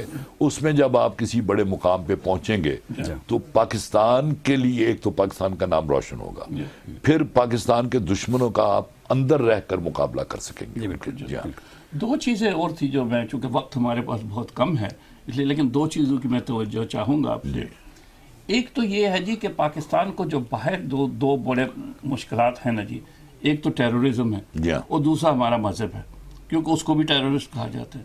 یہ کوئی طریقہ نہیں ہو سکتا جی کہ مولوی آپس میں مل جائیں یا ہم ان کو نکال کے کریں اسلام کو کسی طرح سے ہم خدا کے لیے یہ مولویوں کو مزید نہ ملنے دیں جی. یہ کوشش کرے کہ یہ اور علیحدہ علیحدہ ہو جائے. ہمارا بیڑا غرق کیا ہے انہی لوگوں نے بیڑا غرق کیا ہے. میں تو ایک بات کہا کرتا ہوں کہ اگر آپ اپنی صحت اچھی چاہتے ہیں تو ڈاکٹر کے پاس نہ جائیں، اگر آپ اپنی عاقبت اچھی چاہتے ہیں تو مولوی سے بچیں. یہ دونوں ڈاکٹر جو ہیں ہمارے پاکستان میں وہ صحت کے لیے خطرہ بنے ہوئے ہیں، اور مولوی جو ہیں وہ ہماری عاقبت خراب کرنے میں لگے ہوئے ہیں. لیکن ایک تھوڑی سی میں آپ سے قطع کلامی کر رہا ہوں. ہمارے ہاں جتنے بھی عامر آئے، جتنے بھی یہ لوگ آئے، مجھے ان سے سب سے بڑا گلہ یہی ہے کہ یہ لوگ ان کا مکو ٹھپ سکتے تھے لیکن انہوں نے یہ نہیں کیا، یہ کام بلکہ استعمال کیا اور ان سے کام لیا بہت زیادہ. سیاستدان جو ہیں یعنی جو منتخب جمہوری حکومتیں ہیں وہ یہ کام نہیں کر سکتی، اس لیے کہ ان کے ہر جمعے کو انہوں نے لاؤڈ سپیکر ان کے ہاتھ میں ہوتا ہے اور لاکھوں لوگوں کو اگرچہ، لیکن ایک دیکھیں یہ ایک بات میں سے بات نکل آئی ہے کہ کمال کی بات ہے یہ کہ کروڑوں لوگ ان کے پیچھے نماز پڑھتے ہیں، ووٹ ان کو نہیں دیتے. آپ یہ دیکھیں، یعنی ہم کہتے ہیں نا کہ انڈیا جو ہے سیکولر ملک ہے، میں سمجھتا ہوں کہ ہمارا پاکستانی جو ہے وہ انڈین سے 10 گنا زیادہ سیکولر ہے. وہاں مذہبی جماعتیں جو ہیں برسر اقتدار آ جاتی ہیں، ہمارے ہاں آج تک کوئی مذہبی جماعت جو ہے وہ برسر اقتدار نہیں آئی. اور عوام کو ہم لوگ سمجھتے ہیں سادہ لو، عوام سادہ لو ضرور ہے، لیکن انہیں یہ ضرور پتہ ہے کہ ان کے پیچھے نماز تو پڑھنی ٹھیک ہے، لیکن ان سے وہ کام نہیں لینا جو اقبال نے کہا ہے کہ سبق پڑھ پھر صداقت کا، شجاعت کا، کہ لیا جائے گا تو اس سے کام دنیا کی امامت کا. یعنی دنیا کی امامت کا کام ان سے نہیں لیا جانا، ان سے صرف نماز کی امامت جو ہے وہ ہو سکتی. آپ کا کہنا یہ ہے جی کہ ہم توقع نہ کریں کہ ہم جلدی مسلمان ہو جائیں گے، کیونکہ ہم وہ میری خواہش ہے طبقوں میں بٹے رہیں گے. سب سے پہلے ہمارے یہ فسادی مولوی جو ہیں نا، یہ اسلام قبول اگر کر لیں تو پھر ہم بھی، ہمارے حالات بھی قاضی صاحب آپ کی بہت فالوئنگ ہے پاکستان میں بھی، یہاں پہ بھی، ہر جگہ پہ. تو میں 2 درخواستیں آپ سے ضرور کروں گا، اور انشاءاللہ آئندہ بھی آپ سے باتیں گے تو درخواستیں بڑھاتا جاؤں گا. لیکن پریکٹیکل آدمی ہوں، ایک تو آپ یہ کوشش کریں جی حکومت وقت کو بھی بتانے کی، اور یہاں پہ بھی عوام کو، کہ کسی طرح ہم صرف بنیادی اسلام کی طرف آ جائیں تو ہمارے بہت سے مسائل حل ہو جائیں گے. دوسری میں عرض یہ کرنا چاہتا ہوں جو حکومت پاکستان سے ہے، آپ نے جس طرح کہا نا جی بیوروکریسی بڑی مضبوط ہے وہاں پہ، بیوروکریسی پوری دنیا میں بڑی مضبوط ہے، یہاں بھی بڑی مضبوط ہے. فرق صرف ہم میں اور ان میں یہ ہے، کیونکہ میں دونوں نظاموں سے نکل کے آیا ہوں، فرق صرف یہ ہے کہ یہاں چیکس اینڈ بیلنس کے انسٹیٹیوٹ جو ہیں بڑے مضبوط ہیں. اس ملک میں 2 پینی کی ہیرا پھیری ہو جی آپ کا بیڑا غرق ہو گیا. وہاں پہ چیکس اینڈ بیلنس نہیں ہے. اگر حکومت چاہے تو checks and balance administrative legislative دونوں چیزیں موجود ہیں پاکستان میں. صرف حکمران سخت ایک چاہیے جو کہ جی یہ اس کو میں امپلیمنٹ کروں. خاصا میں ایک دفعہ پھر عرض کروں گا، اب یہ دیکھیں اس میں بھی بہتری آئی ہے کہ نہیں. اب یہ موجودہ حکومت جو ہے اس کو 6 مہینے 8 مہینے ہوئے، 9 مہینے ہو گئے، 9 مہینے ہوئے تقریباً. کوئی بڑا کوئی میگا سکینڈل آیا ہو تو مجھے بتائیں آپ. نہیں آیا جی، فی الحال نہیں آیا، فی الحال نہیں آیا، بالکل نہ. اور یہ آنا بھی نہیں ہے، یہ میں آپ کو بتا دوں، میں بالکل نہیں آئے گا، کیونکہ یہ میڈیا ہے اور جوڈیشری ہے. یہ ایک بہت بڑا چیک اینڈ بیلنس ہے جو آپ فرما رہے ہیں نا، یہ ایک بہت بڑا. باقی آپ نے جو یہ کہا کہ اگر ہم دین کی طرف آ جائیں، صحیح دین کی طرف، تو ہمارے مسائل حل ہو جائیں. مجھے ایک دفعہ فیصل آباد سے ایک پمفلٹ نما اشتہار سے ایک آیا کہ اللہ میاں سے ڈائریکٹ بات کرنے کا طریقہ، ڈائریکٹ کال کرنے کا فون نمبر. اچھا، اس میں جو فجر کی رکعتیں ہیں وہ لکھ دی، زور کی تو ایک نمبر بنا دیا. میں نے اس پہ کالم لکھا، میں نے کہا جی اس نمبر پر میں کشمیری مسلمان کئی دفعہ ڈائل کر چکے ہیں تو پتہ چلتا ہے کہ اللہ تعالیٰ فون انگیج ہے، اللہ تعالیٰ امریکن پریزیڈنٹ سے باتیں کر رہا ہے. مطلب پھر فلسطینی ڈائل کرتے ہیں تو پتہ چلتا ہے کہ پھر فون انگیج ہے. آخر میں نے کہا جی کہ بات یہ ہے، یہ نماز، روزہ، حج، زکوٰۃ، یہ ساری چیزیں جو ہیں، یہ عبادتیں، یہ ہماری روح کو سکون دینے کے لیے ہیں. جہاں تک قوموں کی ترقی، عروج اور زوال کا تعلق ہے، اس کے لیے اللہ تعالیٰ نے ایک ہی قانون تمام اقوام کے لیے رکھا ہے. ترقی صرف انہی کی ہوگی جو جستجو، علم، تحقیق اور امانت اور دیانت پر عمل کریں گے. اس کے لیے کسی ڈائریکٹ ڈائلنگ کی ضرورت نہیں ہے. وہ چاہے مسلمان ہو، عیسائی ہو، ہندو ہو، کوئی بھی دنیا کی قوم ہو، جو بھی ان اصولوں پر عمل کرے گی وہ ترقی کی منازل طے کرتی چلی جائے گی. بہت شکریہ قاسمی صاحب. ابھی آپ کی اسی بات کو آگے بڑھاتے ہوئے آپ نے پاکستان میں مختلف حکمرانوں کا وقت دیکھا، ایوب خان، یحییٰ خان، پھر بھٹو صاحب دیکھے، ضیاء الحق کا ٹائم آپ نے دیکھا، بے نظیر بھٹو، پھر جناب زرداری صاحب، میاں نواز شریف صاحب. آپ ان میں سے کس حکمران کو کوئی 10 میں سے کوئی 9-10 نمبر دیتے ہیں اسی سارے پیرامیٹر پہ جس پہ آپ نے بات کی ہے؟ میں پھر وہی بات آ جاتی ہے نا کہ فوراً لیبل لگ جاتا ہے. اور یہ سوچے سمجھے بغیر کہ کوئی آدمی ایسا بھی ہے جو اپنے ضمیر کے مطابق بھی بات کر سکتا ہے. اب میں موجودہ حکومت جو ہے اس سے مجھے کچھ نہیں لینا دینا. یہ جو میں الحمراء آرٹس کونسل چلا رہا ہوں یہ آنریری ہے. بورڈ آف گورنرز نے اس کے لیے ایک رقم کہا کہ یہ ہر مہینے دینی چاہیے چیئرمین کو کیونکہ وہ بہت محنت کرتا ہے. میں نے اس کی مخالفت کی تو پھر وہ انہوں نے کہا جی کہ آپ نے ساری عمر تو نہیں رہنا, آپ کے پاس کوئی اور چیئرمین بھی آئے گا. تو میں چھپ کر گیا. جب وہ منظور ہو گیا تو بعد میں نے لیٹر لکھ دیا تمام جو بورڈ کے ممبرز تھے کہ جب تک میں ہوں میں یہ آنریریم نہیں لوں گا. اسی طرح میں نے ایمبیسڈر بننے سے بھی انکار کیا, میں نے سینیٹر بننے سے بھی انکار کیا. چنانچہ مجھے اس حکومت سے کچھ نہیں لینا دینا. لیکن میں یہ سمجھتا ہوں کہ اس ساری لاٹ میں سے سب سے بہتر شخص جو ہے وہ نواز شریف ہے. نواز شریف جو ہے وہ لیڈر ہے, اس کا ویژن براڈ ہے. اور میں آپ کو یہ بات بتاؤں کہ نواز شریف کے دور میں جتنے بھی کام ہوئے ہیں لوگ تو کرتے ہیں نا ہزاروں لوگوں کے فائدے کا, لاکھوں لوگوں کے فائدوں کا. انہوں نے ہمیشہ کروڑوں لوگوں کو ذہن میں رکھا. اب گوادر کی بندرگاہ بنا, کتنا بڑا ویژن ہے. آپ سوچیں کہ گوادر کی بندرگاہ اگر ہمیں, یعنی یہ اتنا بڑا ویژن ہے کہ اب, اور جو ہمارے ہاں یہ بہت سارے جو دہشت گردی ہو رہی ہے اس کی ایک وجہ یہ گوادر کی بندرگاہ بھی ہے جس میں بہت سارے ملک جو ہیں جن کو وہ آنکھوں میں چبھ رہی ہے. اسی طرح ان کے پلانز میں تھا موٹر وے, یعنی ساری راہداری سے ہی ہمارے سارا بجٹ جو تھا جو پورا ہو جانا تھا. اسی طرح انہوں نے یعنی جتنے بھی منصوبے بنائے, ایئرپورٹس بنائے سارے ملک میں, اور بندرگاہیں بنائیں, یہ کیا وہ کیا. تو میرے نزدیک نواز شریف جو ہیں وہ ان تمام لیڈروں سے زیادہ بہتر ہیں. لیکن میں ایک مثال بھی دیا کرتا ہوں میں کہ اگر میں یہ کہوں کہ جو میرے آئیڈیل لیڈر ہیں تو میرے آئیڈیل نہیں ہیں. میرا آئیڈیل لیڈر تو قائد اعظم تھا, لیکن اس لاٹ میں سے سب سے بہتر میرا چوائس جو ہے وہ نواز شریف ہے. کہ بارش اگر ہو رہی ہو بہت زیادہ اور کیچڑ ہو اور آپ نے سامنے دیوار تک جانا ہے تو اس میں سے جو خشکی جو رستہ جو ہے آپ ادھر سے جائیں گے, تو وہ خشکی جو ہے وہ مجھے نواز شریف کی صورت میں نظر آتی ہے. کاظمی صاحب, میاں صاحب کے حوالے سے آپ کا بڑا ایک دلچسپ فکرہ جو کہ پچھلے دنوں سننے میں ملا, وہ یہ آپ نے کہا کہ میاں صاحب جو وہ یملے جٹ ہیں. بہت سے لوگ کہتے ہیں جی میاں صاحب بڑے دھیمے سے سری پائے ہریسا شبدے کھانے والے لیڈر ہیں اور وہ کوئی بہت زیادہ درک نہیں رکھتے قومی معاملات کا. تو آپ نے یہ جملہ استعمال کیا کہ اصل میں میاں صاحب یملے جٹ ہیں. تو میں چاہوں گا تھوڑا سا اس پہ آپ روشنی ڈالیں. وہ یہ ہے جی کہ بہت سے لوگ یہ کہتے ہیں کہ ہم میاں صاحب سے بات کرتے ہیں تو میاں صاحب کو ہم بات کی سمجھ نہیں آتی. اصل میں میاں صاحب کو بات کی سمجھ آ رہی ہوتی ہے, وہ میاں صاحب کو نہیں سمجھ رہے ہوتے. میاں صاحب جو ہیں وہ بہت گہرے آدمی ہیں, بہت گہرے آدمی ہیں. اور یعنی میں جب کبھی میری ان سے ملاقات ہوتی ہے تو ان سے وہ مجھ سے کبھی پوچھتے ہیں کہ جی فلاں بات, تو میں کبھی ان کو مشورہ نہیں دیتا. میں نیور.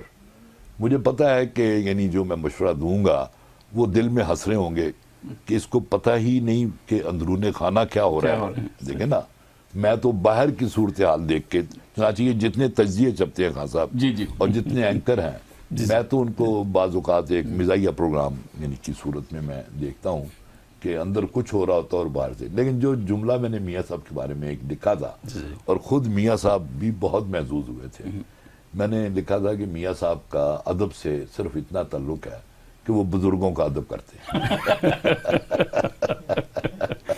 اسی چونکہ ہم ایک ایسی بات کر رہے ہیں جو کہ پولیٹکس سے متعلق ہے, اور اس میں خان صاحب جو ہیں ہمارے عمران خان صاحب, اور چونکہ آپ کا جو سٹانس ہے وہ نون لیگ کے بڑا اچھا کیا فائدے کے حوالے سے ہے, تو اب لوگ کہتے ہیں کہ خان صاحب جو ہیں بہت ہینڈسم ہیں, تو اسی وجہ سے آپ ان سے جیلس ہیں, یا کوئی اور وجہ بھی ہے اس میں؟ اچھا نہیں جی, میں بلکہ مجھے افسوس ہو رہا ہے کہ میں نے عمران خان کا ذکر کیوں نہیں کیا.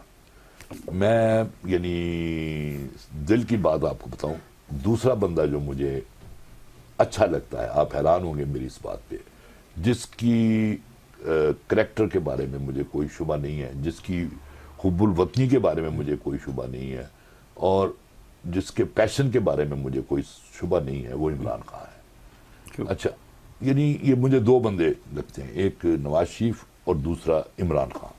لیکن آپ پوچھیں گے کہ میں نے عمران خان کی مخالفت الیکشن میں کیوں کی؟ جی بالکل. اس کی وجہ سمپل ہے. اس کی وجہ یہ ہے کہ عمران خان کو سپورٹ کرنے کا مطلب یہ تھا کہ جو میری فرسٹ چوائس ہے وہ ہاتھ سے نکل جاتی. My first choice is Nawaz Sharif and second choice is Imran Khan. दूसरी वजह यह है कि इमरान खान को कोई तजर्बा नहीं है। चुनाचे देख लें आप कि KPK की हुकूमत उनको मिली है, तो इतने महीने गुजर गए हैं, तो उन्होंने कहा था कि मैं 90 दिनों में सारी करप्शन ख़त्म कर दूंगा मैं। तो हालात आपके सामने हैं। उनको अभी फ़िलहाल यानी वो इस ऐसा नहीं है कि फ़िलहाल उन्हें वज़ारत उज़्मा उनके सपुर्द की जा सके। अभी उन्हें उसी तरह नवाज शरीफ की तरह इन मराहल से गुजरना चाहिए, जैसे नवाज शरीफ वज़ीर आला, फिर ये चलते चलते चलते याद। अब नवाज शरीफ एक मंजे हुए सियासतदान हैं, पूरी निज़ाकतें उनको इल्म है इन चीज़ की, दुनिया के सरबराहों से उनके साथ तल्लुकात, ज़ाती तल्लुकात भी हैं। तो Imran Khan is a very good person, मतलब यानी एज ए पॉलिटिशियन उसमें कमज़ोरियाँ हैं, तो वो भी आहिस्ता आहिस्ता सीख जाएगा वो बंदा। लेकिन मैं बहरहाल इमरान खान का एहतराम करता हूँ। जी, तो क्या ये कहा जा सकता है कि एक मुतबादिल क़यादत जो तैयार हो रही है मुझे पाकिस्तान के लिए, मुझे खुशी है, अच्छा शगुन, मुझे उसकी खुशी है इस बात की। बिल्कुल इमरान खान को अल्लाह ताला उसको मज़ीद, मैं कहता हूँ कि वो थोड़ी सी अभी मार खाए मज़ीद वो ना, अभी उसको एकदम से जो है ना छलांगे पकने में देर है कुछ। हाँ, पकने में देर। वैसे भी सियासत में अब जब चैलेंज आ जाए ना, तो दूसरी पार्टी भी ये भी है, जरा तेज, बड़ी अच्छी बात है, अच्छी बात है। जितना चैलेंज होगा, जितना कंपटीशन होगा, उतना ही अच्छा होगा, उतना ही अच्छा होगा। बिल्कुल। बहुत शुक्रिया डॉक्टर खान, और thank you very much for adding value to this programme. हाज़रीन, अभी हम बात कर रहे थे पाकिस्तान में निज़ाम हुकूमत के हवाले से, और उस हवाले से कासिम साहब की जो राय है, हो सकता है आप उससे इत्तेफाक करते हों या ना करते हों, लेकिन वो इस बारे में बड़े वाज़ेह हैं और इस हवाले से उन्होंने अपने मौक़िफ़ का इज़हार किया। अभी जब जिस जगह पर उन्होंने बात ख़त्म की वो ओवरसीज़ पाकिस्तानीज़ के हवाले से कुछ मसाइल थे, कुछ बातें हुई। हमारा जो अगला सेगमेंट है वो ओवरसीज़ पाकिस्तानीज़ के हवाले से है, और ये कि हम इसमें क्या किरदार अदा कर सकते हैं, कौन से ऐसे एक्शंस ले सकते हैं जो कि वाकई सिचुएशन को चेंज कर सकें। तो हम थोड़े से वक्फे के बाद आपके सामने हाज़िर होते हैं, हमारे साथ रहिएगा। ये वो पहलू है जिस पर अभी बात नहीं हुई। जनाब काज़मी साहब की ज़ाती जो एक ज़िंदगी है, उस पहलू के हवाले से हमारे पास तशरीफ़ रखते हैं एहसान शाहिद साहब बात करने के लिए। एहसान शाहिद साहब कॉलमिस्ट हैं, शायर हैं, अदीब हैं, और पाकिस्तान वेलफेयर एसोसिएशन हॉन्सलो लंदन में उसके जनरल सेक्रेटरी हैं। इनका जनाब काज़मी साहब के साथ बड़ा पुराना ताल्लुक़ है, और ये बात करेंगे एक ज़ाती ताल्लुक़ और वास्ते के साथ। तो जनाब एहसान, मुझे मेरे सबसे पहले तो मैं आपका शुक्रिया अदा करता हूँ। ये मेरे लिए एजाज़ है कि अताउल हक कासमी साहब के साथ से बैठना। मैं समझता हूँ कि मैंने जो हमारे बड़े नाम हैं, जैसे अल्लामा इकबाल रहमतुल्लाह अलैह, गालिब, और ये जितनी बड़ी हस्तियाँ थीं, उनको तो मैंने ना देखा था, और लेकिन मेरे लिए आइंदा मेरी जो ख़ानदान है, जो मेरी जो नस्लें हैं, वो ये ज़रूर ज़हन में रखेंगी और वो इस पर प्राउड फील करेंगी कि मैंने अताउल हक कासमी के साथ को देखा है, उनके साथ वक्त गुजारा है, उनके साथ बातें की। तो इंशाल्लाह ये तारीख जो है वो इस बात की गवाही देगी इंशाल्लाह। मैं एहसान शायद काफ़ी शर्मिंदा हो गया, तुसी अगली गल करो। बात कर, मेरा ज़ाती नौयत का सवाल है कासमी साहब आपसे कि आप एज ए कालम नगार, शायर, अदीब, सफारतकार, आपने एक बहुत कामयाबियाँ हासिल की हैं, दुनिया में आपका एक पहचान है, नाम है, लेकिन आपके जो बुज़ुर्गों के जो सिलसिला था उनका भी एक अपना नाम था। उनका भी मौलाना बहाउल्लाह कासमी रहमतुल्लाह अलैह, मौलाना मुफ्ती गुलाम रसूल कासमी रहमतुल्लाह अलैह, और फिर आगे शेख बहाई, और ये सारे जो सिलसिले चल रहे हैं, क्या उसके भी असरात आपकी इस ज़ात पर, जो इस आपका जो तारुफ है? ये सवाल ना यानी जुज़वी तौर पे पहले हुआ था, लेकिन इन्होंने किसी और एंगल से बात पूछी है। तो ये है कि जो मेरा सबसे छोटा बेटा है, जैसे आप जानते हैं अली को, उसने हाइडलबर्ग यूनिवर्सिटी से PhD की है। उसका टॉपिक था उसका religion in south Asia, sorry Islam in south Asia, या उसके बाद फिर उसने लंदन से पोस्ट डॉक्टरेट की, और अब वो लम्स में यही पढ़ा भी रहा है। इस हवाले से अगर देखा जाए तो वो हमारा जो ख़ानदानी सिलसिला था ना, वो अभी टूटा नहीं है। जी हाँ, اور پھر دوسری بات احسان شاید یہ ہے کہ یعنی زمانہ جو ہے وہ کبھی یعنی ایک رفتار سے نہیں چلتا اور نہ ہی کسی ایک چیز کو ساتھ لے کے چلتا ہے، اس میں تبدیلیاں آتی رہتی ہیں۔ اب ہمارے خاندان کا جو ایک علم کا سلسلہ تھا یعنی وہ اب بھی جاری و ساری ہے، علم کی شاخیں ہیں نا کئی، تو ایک شاخ کی طرف میں نکل آیا ہوں، ایک شاخ کی طرف میرا بیٹا علی نکل آیا ہے، ایک اور شاخ کی طرف میرا بیٹا یاسر نکل آیا ہے، تو ابھی تک الحمدللہ ہمارا جو ایک خاندانی جو نظام ہے وہ جاری ہے وہ بھی تک۔ قاسمی صاحب اسی سوال سے ایک سوال لیتے ہوئے کہ آپ اپنے آپ کو ایک مذہبی شخص سمجھتے ہیں یا اسپریچول شخص سمجھتے ہیں یا سیکولر شخص سمجھتے ہیں؟ میں سیکولر ہوں ایک معنوں میں، لیکن ہمارے ہاں سیکولرزم کی ڈیفینیشن بالکل غلط کی گئی ہے۔ سیکولرزم کہتے ہیں بے دین بندے کو، تو میں قطعاً بے دین نہیں ہوں، میں کٹر اور پکا مسلمان ہوں۔ میں سیکولرزم میں ان معنوں میں کہہ رہا ہوں رواداری کے حساب سے، دوسروں کو برداشت کرنے کے حوالے سے، اور ایک دوسرے کی بات بردباری سے سننے کے حوالے سے، اور تشدد کی بجائے اپنی بات دلیل سے منوانے کی بجائے، اور ہر شخص کو اپنی زندگی اپنی مرضی سے گزارنے کا حق دینے کے حوالے سے، میں اس لحاظ سے سیکولر کہتا ہوں۔ صحیح۔ اس میں ایک ادیب ہونے کے حوالے سے 1990 کی دہائی میں شہاب نامہ کے بعد ایک بڑا ٹرینڈ چلا، ممتاز مفتی صاحب جو ہیں وہ پھر اس میں آ گئے، اشفاق احمد صاحب آ گئے، اور ایک باب ہونے کی ایک لہر سی چڑھی۔ آپ چونکہ آپ ویسے تو ہمارے لیے بالکل نوجوان ہیں، لیکن آپ بھی بابوں میں ہم شمار کرتے ہیں اس حوالے سے، تو آپ اس پہ کیا کمنٹ کریں گے؟ میں آپ کو نا احسان شاہد مجھ سے بڑی اچھی طرح جانتے ہیں کہ جب میرے پاس ڈرائیور نہیں ہوتا تھا نا، اچھا اب آپ نے سوال پوچھا ٹی وی پہ، یہ سوال علیحدگی میں مجھ سے پوچھتے تو زیادہ اچھا تھا، لیکن چونکہ اب آپ نے پوچھ ہی لیا ہے تو میرا دل جو ہے نا وہ ورد کرتا رہتا ہے۔ یہ بڑی میں آپ کو عجیب بات بتاؤں، اور جب میرے پاس ڈرائیور نہیں ہوتا تھا تو مجھے اللہ تعالیٰ کی نعمتیں یاد آتی تھیں جب، تو میں گاڑی ایک طرف کھڑی کر کے سڑک کے کنارے میں اسٹیئرنگ پہ سجدہ کر دیتا تھا۔ میں ایک واقعہ احسان شاید آپ کو علم نہ ہو اور آپ کے لیے تو بالکل ہی وہ مجھے یاد ہے کہ ایک میرے دوست تھے وہاں لاہور میں، تو رات کو ان کے گھر کھانا تھا، تو کوئی 2:30 بجے ہم رات کو نکلے۔ میرے پاس اس زمانے میں موٹر سائیکل ہوتا تھا اور سردیوں کے دن تھے، اور وہ مفلر کان لپیٹا ہوا، اور وہ بلکہ وہ مفلر نہیں تھا، وہ باندر ٹوپی جو ہوتی ہے نا وہ پہنی ہوئی تھی۔ تو جب میں پہنچا ہوں نا اسمبلی ہال کے قریب، تو مجھے ڈھول کی آواز سنائی دی، کیونکہ رات کی تاریکی میں بہت دور تک آواز جاتی ہے۔ جب میں پلازا سینما کراس کر کے آگے آیا ہوں تو وہاں مزار ہے، جو مجھے اب اس بزرگ کا نام نہیں یاد، وہ غالباً بلے شاہ کے استاد جو تھے شاہ نائت جی بالکل، ان کا مزار ہے جی۔ وہاں میں نے دیکھا کہ صبح کے 3 بجے ہے اور ایک شخص ڈھول بجا رہا ہے اور 4 ملنگ ایک سرمستی کے عالم میں رقص کر رہے ہیں۔ اچھا میں نے موٹر سائیکل وہاں کھڑا کر دیا اور بڑی محویت کے عالم میں نا میں نے ان کو دیکھنا شروع کیا۔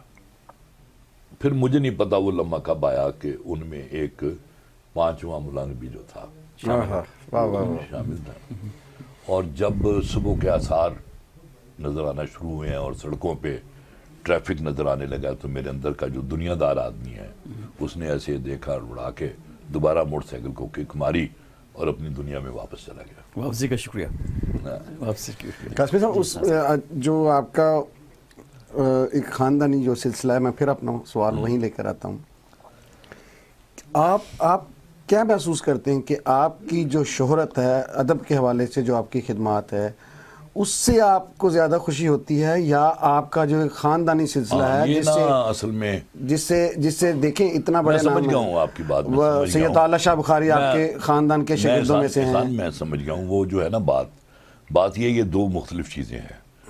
ایک تو ہے اپنے خاندان پہ فخر کرنا، وہ تو میں فخر کرتا ہوں اور یہ اللہ کا احسان میں سمجھتا ہوں کہ مجھے اس خاندان میں پیدا کیا گیا جس کا کوئی نام و نسب ہے.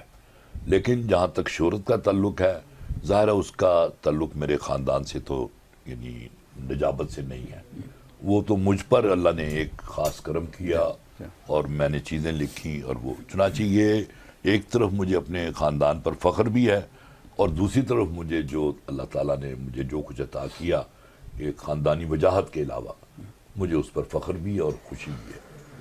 اچھا، میں ایک سوال، چونکہ یہ یو کے میں پروگرام لندن میں یہ ریکارڈ ہو رہا ہے، تو لندن میں بڑی ان کی وابستگیاں ہیں، ان سے ان کے بڑے ایک یادیں ہیں، ان کے دوست احباب یہاں پر جو جن سے 40 سال 50 سال سے ان کے رابطے میں تھے.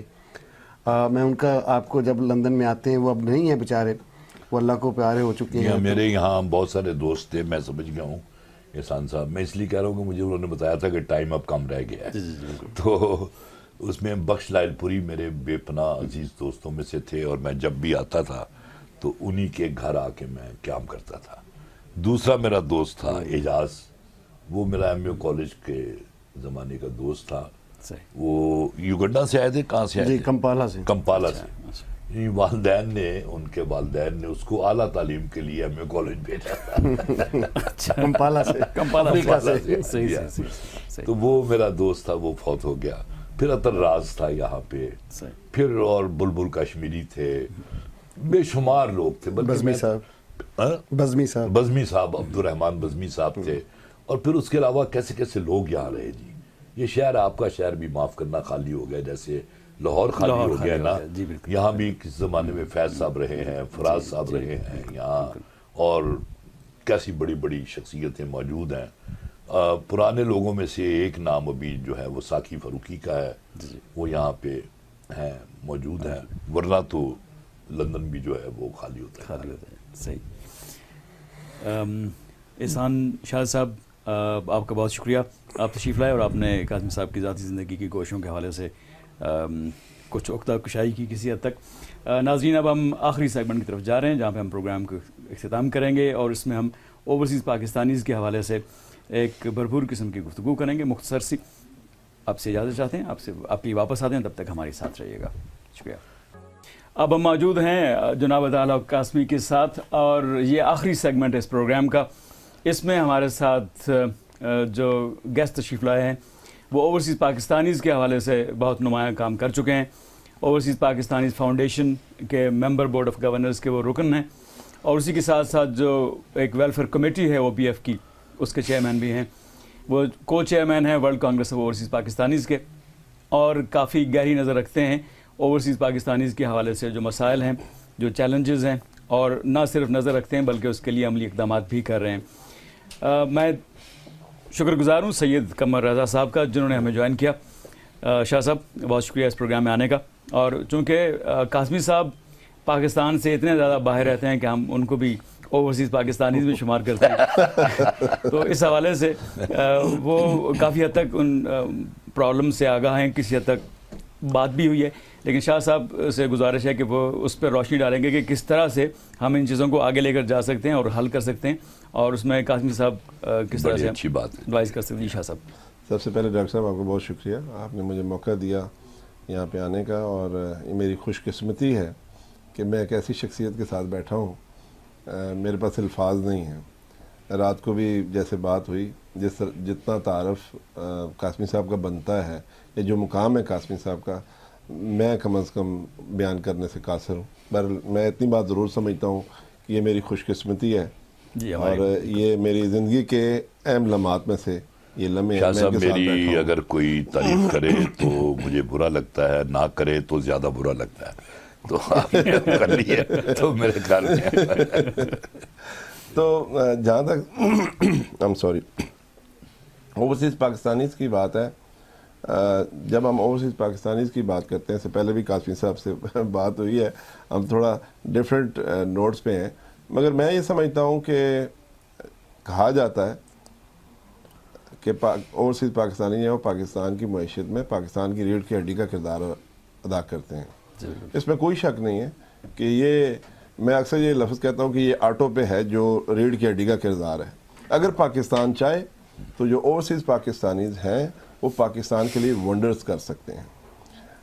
جو ہماری جدوجہد ہے اس وقت کوئی شک نہیں ہے کہ وہ اوورسیز پاکستانیوں کے لیے ہے, پاکستان کے لیے ہے, اور جہاں پہ اوورسیز پاکستانیز رہتے ہیں جو ان کا نیٹو کنٹری آف ایڈاپشن ہے اس کے لیے بھی ہماری جدوجہد ہے. ہم دکھانا چاہتے ہیں دنیا کو جہاں پاکستان کا $100 بلین سے زیادہ نقصان ہوا ہے, جہاں پاکستان کی 50,000 سے زیادہ جانوں کا نقصان ہوا ہے, وہاں پاکستان کا تشخص بری طرح سے مجروح ہوا ہے. تو کہنا میں یہ چاہتا ہوں قاسمی صاحب آپ کے توسط سے کہ جو اوورسیز پاکستانی ہیں تقریباً 8 ملین کے لگ بھگ لوگ ہیں, وہ دنیا کے 144 ممالک میں ہیں, اور ہر سنگل بندہ, میں 99% پلس کی بات کر رہا ہوں, وہ اپنا اپنا کردار ادا کر رہا ہے اپنے کنٹری آف ہوسٹ میں اور کنٹری آف اوریجن کے لیے بھی. تو جو اس وقت صورتحال ہے, جو میں بیان یہ کرنا چاہتا ہوں کہ آپ دیکھیں کسی بھی شعبے میں لے لیں اوورسیز پاکستانی کو, برطانیہ کی مثال لیتے ہیں, آپ سیاست میں دیکھیں, آپ بزنس میں دیکھیں, آپ آرٹ میں دیکھیں, آپ ہیلتھ میں دیکھیں, آپ ایجوکیشن میں دیکھیں, کمال کر رہے ہیں. تو ہم ان لوگوں کو اجاگر کرنا چاہتے ہیں اور دنیا کو ایک میسیج یہ دینا چاہتے ہیں کہ دیکھیں یہ پاکستانی ہیں, اور جو پاکستان میں اس وقت ہو رہا ہے وہ پاکستان کو ایکسپورٹ ہوا ہے اور پاکستان نے امپورٹ کیا ہے, وہ اوریجنل پاکستان نہیں جو دنیا اس وقت پاکستان کا چہرہ دیکھ رہی ہے. تو ایک چیز یہ تھی. اور دوسرا قاسمی صاحب, میں آپ سے جو پہلے بات کر رہا تھا کہ میں یہ نہیں چاہتا ہوں کہ ہمارے لیے ریڈ کارپٹ ہو یا کچھ اس طرح کی چیز ہو. میں یہ کہتا ہوں کہ اوورسیز پاکستانیز جو ہیں وہ پاکستان کا ایسٹس ہیں. بالکل. اور یہ ایسٹ جو ہے انٹیپ ایسٹ ہے, اس کو پاکستان ٹیپ کرنے کی کوشش کرے. بالکل ٹھیک. اور اگر ملک ریاض صاحب کہہ سکتے ہیں, بیریا ٹاؤن کے جو مالک ہیں, اور وہ کہہ سکتے ہیں کہ ایک سرنگ نکالیں جی اسلام آباد کی اس طرف سے اور 2 سیکٹر دیں, اور اوورسیز پاکستانیوں کے بلبوتے پہ کہتے ہیں, تو کیوں حکومت پاکستان خود توجہ دے اور یہ کیوں نہیں کر سکتے؟ شاہ صاحب, سب سے پہلے تو میں آپ کو ٹریبیوٹ پیش کرتا ہوں بسم اللہ کہ آپ یہاں اوورسیز پاکستانیوں کے لیے جو خدمات انجام دے رہے ہیں اور بلا کسی لالچ کے اور بغیر کسی منافع کی خواہش کے اپنا وقت نکال کے اپنے کاروبار میں سے, تو اس پر یعنی میں سمجھتا ہوں صرف اوورسیز پاکستانی ہی نہیں, ہم جو پاکستان میں رہنے والے ہیں وہ بھی آپ کے شکر گزار ہے. آپ سے اس مسئلے پہ کافی باتیں ہوئی ہیں. جی سر. تو میرا یعنی خیال یہ ہے کہ آپ اگر نہ ایک پیپر لکھ دینا, اگر ایک تو میں اسے اپنے کالم میں بھی پوری طرح یعنی بیان کر کے اس کو نہ صرف یہ کہ پوری قوم کے نوٹس میں وہ بات آئے گی, بلکہ جو یعنی ہمارے حکمران ہیں ان تک بھی یہ بات پہنچے گی. اس کے علاوہ بھی یعنی اخبار کے علاوہ بھی جو ذرائع ہو سکتی ہیں ان تک بات پہنچانے کے, انشاءاللہ وہ بھی. اور میرے خیال میں آپ کی جو بیشتر باتیں ہیں مجھے ان سے اتفاق ہے. اختلاف اگر ہے تو وہ فروئی باتوں کا ہے, یہی کہ جو نماز میں آمین آہستہ کرنی چاہیے یا اونچی آواز میں کہنی چاہیے, وہ اختلاف صرف اسی نوعیت کا ہے کہ ہاتھ یہاں باندھنے ہیں یا یہاں باندھنے ہیں. تو اس لیے انشاءاللہ العزیز میری تمام تر نیک خواہشات آپ کے ساتھ ہیں, اور میں جو کچھ بھی اس سلسلے میں کر سکتا ہوں انشاءاللہ میں ضرور کروں گا. بالکل سر, میں یہ ضرورت تو نہیں کر سکتا کہ یہ کریں اور یہ نہ کریں, بل جیسے آپ کا حکم ہے ہم بالکل جو مختصر ترین الفاظ میں ہم اپنا مدعا بیان کر سکتے ہیں وہ ہم آپ کی گوش گزار کریں گے. پھر اس سے زیادہ, اور آپ کے تو مدعا بھی دنیا میں کیا پاکستان میں کیا ہر طرف ہے, اگر آپ کی بات ان تک جائے گی تو ڈیفینیٹلی ہمیں آسانی ہو جائے گی اپنا پہنچے گی مقصد جو ہے نا دوسرے لوگوں تک پہنچانے میں, انشاءاللہ ان تک پہنچے گی. تو آپ یہاں پر جو آپ کا جی شاہ صاحب, ایک چونکہ آپ اوورسیز پاکستانی فاؤنڈیشن کے جو ایک کمیٹی ہے اس کے چیئرمین بھی ہیں اور اس کے ممبر بورڈ آف گورنرز بھی ہیں, یہ وہ آرگنائزیشن ہے جو سرکاری طور پر ذمہ دار ہے اوورسیز پاکستانی فاؤنڈیشن کے حوالے سے کام کرنے کی, اور اس میں کوئی 5000 لوگ اس چیز کی تنخواہ بھی لیتے ہیں. اب کیا اس آرگنائزیشن میں وہ دم ہے, کیونکہ آپ خود اس کے رکن ہیں اور اس کے ممبر بورڈ آف گورنرز میں سے شامل ہیں, تو کیا آپ سمجھتے ہیں کہ اس آرگنائزیشن میں جو کچھ ہو رہا ہے, اور کیا اس میں کچھ ایسا ممکن ہے جس میں قاسمی صاحب کی مؤثر انوالومنٹ سے اس کو زندہ کیا جا سکتا ہو؟ دیکھیں جی بالکل ہو سکتا ہے. اگر پہلے مجھے صرف یہ بتائیں گے جو بورڈ آف گورنرز ہے جی سر, اس کی میٹنگز کتنے عرصے کے بعد ہوتی ہیں؟ جو سو فار میں نے دیکھا سر, میں پچھلے کوئی 1 سال سے اس میں ہوں, ہر 1.5 مہینے بعد 2 مہینے میں ایک میٹنگ ہو جاتی ہے. پھر تو بڑی ٹھیک ہے. جی سر, پر جو اصل چیز ہے سر وہ یہ ہے کہ ڈاکٹر صاحب نے پوچھا کہ او P F P O F جو ہے نا, او پی ایف کیا کردار ادا کر سکتا ہے. تو اوورسیز پاکستان فاؤنڈیشن جو ہے وہ اگر صحیح معنوں میں کام کرے تو میرے خیال میں کسی اوورسیز پاکستانی کو گلہ شکوہ نہیں رہے گا. آپ کے خیال میں وہ اپنا کام صحیح طریقے سے نہیں کر رہے؟ میرے خیال میں نہیں کر رہے سر. جو اس کا مقصد ہے وہ ابھی تک میں نے تو نہیں دیکھا ابھی تک, بلکہ میں نے بورڈ میٹنگ میں بھی کہا ہے لاسٹ کہ جی جو ویلفیئر آپ اوورسیز پاکستانیوں کی ویلفیئر کے لیے ہیں, اور ان ساری میٹنگز میں ابھی تک میں نے آپ کے منہ سے ایک جملہ اوورسیز پاکستانیوں کی ویلفیئر کا نہیں سنا ہے. یا تو حکومت کی ویلفیئر کی بات ہوئی ہے, منسٹر صاحب کی ویلفیئر کی بات ہوئی ہے, تو یا خود جو وہاں پہ 5000 لوگ ہیں انہی کی ویلفیئر کی بات ہوئی. تو بورڈ کے جو ممبرز ہیں وہ سارے باہر سے ہیں, اوورسیز ہیں یا؟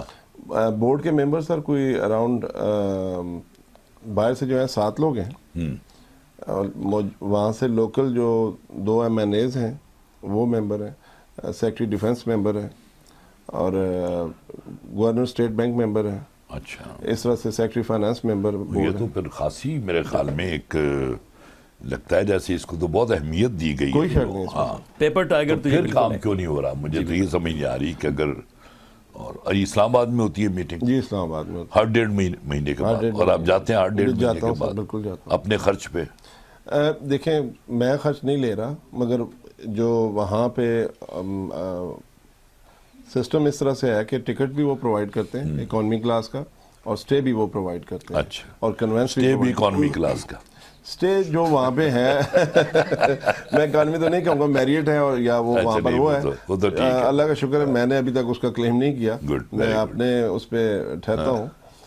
مگر یہ ساری چیزیں ہیں, اور میں اس میں یہ کہنا مناسب سمجھوں گا کہ یہ کوئی غیر مناسب بات نہیں ہے, کیونکہ ایک بندہ دیکھیں یہاں سے اپنا ٹائم نکال کے اگر 5 دن 1 ہفتہ کے لیے اپنے کاروبار کو چھوڑ کے اپنے کام کو چھوڑ کے وہ اگر دے رہا ہے تو ٹکٹ بھی غیر مناسب بات نہیں ہے, اس کا ٹھہرانا بھی غیر مناسب بات نہیں ہے. نہیں, اصل چیز یہ ہے سر جو کون غیر مناسب کہتا ہے؟ یہ ان کا فرض بنتا ہے. یہ تو نہیں فرض ہے, فرض کے ساتھ میں یہ کہنا چاہتا ہوں کہ اصل چیز یہ ہے کہ ڈیلیوری ہو.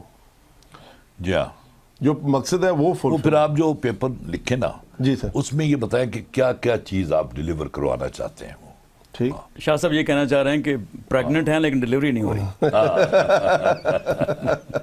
چلے شکر کریں ابارشن بھی نہیں ہوئی. جی بالکل بالکل. تو اس پیپر کے حوالے سے ہم انشاءاللہ قاسمی صاحب کو وہ ساری انفارمیشن بھیجتے ہیں تاکہ جو ویژن ہے نئی گورنمنٹ کا وہ اس میں شامل ہو سکے, اور اوورسیز پاکستانیز جو ہیں وہ اس حوالے سے خوش ہوں کہ جو ریاست پاکستان ہے ان کے حوالے سے سوچنا چاہ رہی ہے. چونکہ ہم پروگرام کے اختتام کی طرف بڑھ رہے ہیں, اس میں بہت سے شرارتی سوالات تھے جو کہ جن کا وقت نہیں مل سکا, اور وہ تقریباً سارے اس میں سے منسوخ کر دیے گئے. شرارتی جوابات سے محروم رہے. جی بالکل. اس میں بس ایک بات جو میرے ذہن میں آتی ہے, بچپن سے میں جاننا چاہ رہا تھا, جب سے تارڑ صاحب کے سفر نامے پڑھتا تھا, پھر شوق آوارگی پڑھا, تو مجھے یہ لگا کہ تارڑ صاحب جہاں جاتے ہیں وہاں تو جو حسینان اس ملک کی ہیں وہ اپنے انگلیاں کاٹ لیتی ہیں ان کو دیکھ کر, اور ایک قطار بنا کے کھڑی ہو جاتی ہیں, جبکہ وہ چیز مجھے ادھر نظر نہیں آئی جب قاسمی صاحب اپنا سفر نامہ لکھتے ہیں.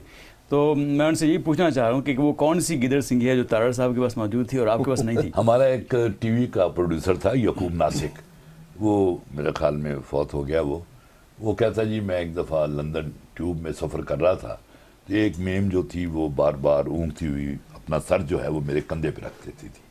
جب تیسری دفعہ اس نے اپنا سر میرے کندھے پہ رکھا تو میں نے کہا بی بی میں یعقوب ناسک ہوں, مسنظر حسین تارڑ. تو یا تو آپ نے وہ ساری باتیں لکھی نہیں سفر نامے میں, یا پھر دیکھو جی اللہ تعالیٰ ستار العیوب ہے جی. جی تو میرے خیال میں بہت سے ایسے شرارتی سوالات جو ان کے لیے پھر ہم اگلی دفعہ قاسمی صاحب کی برطانیہ آمد کے منتظر ہیں. قاسمی صاحب کل ہمارے ساتھ شامل ہیں انٹرنیشنل اردو مشاعرے میں, جس کی وہ صدارت کر رہے ہیں. یہ مشاعرہ world Congress of overseas Pakistanis کی جانب سے اس کا انعقاد کیا گیا ہے, اور یہ یوم پاکستان کی مناسبت سے ہم خاص طور پر ممنون ہیں اس چیز کے کہ قاسمی صاحب بجائے اس کے کہ کل وہ قصر صدارت میں موجود ہوتے اور وہاں پر وہ اپنا حلال امتیاز وصول کرتے.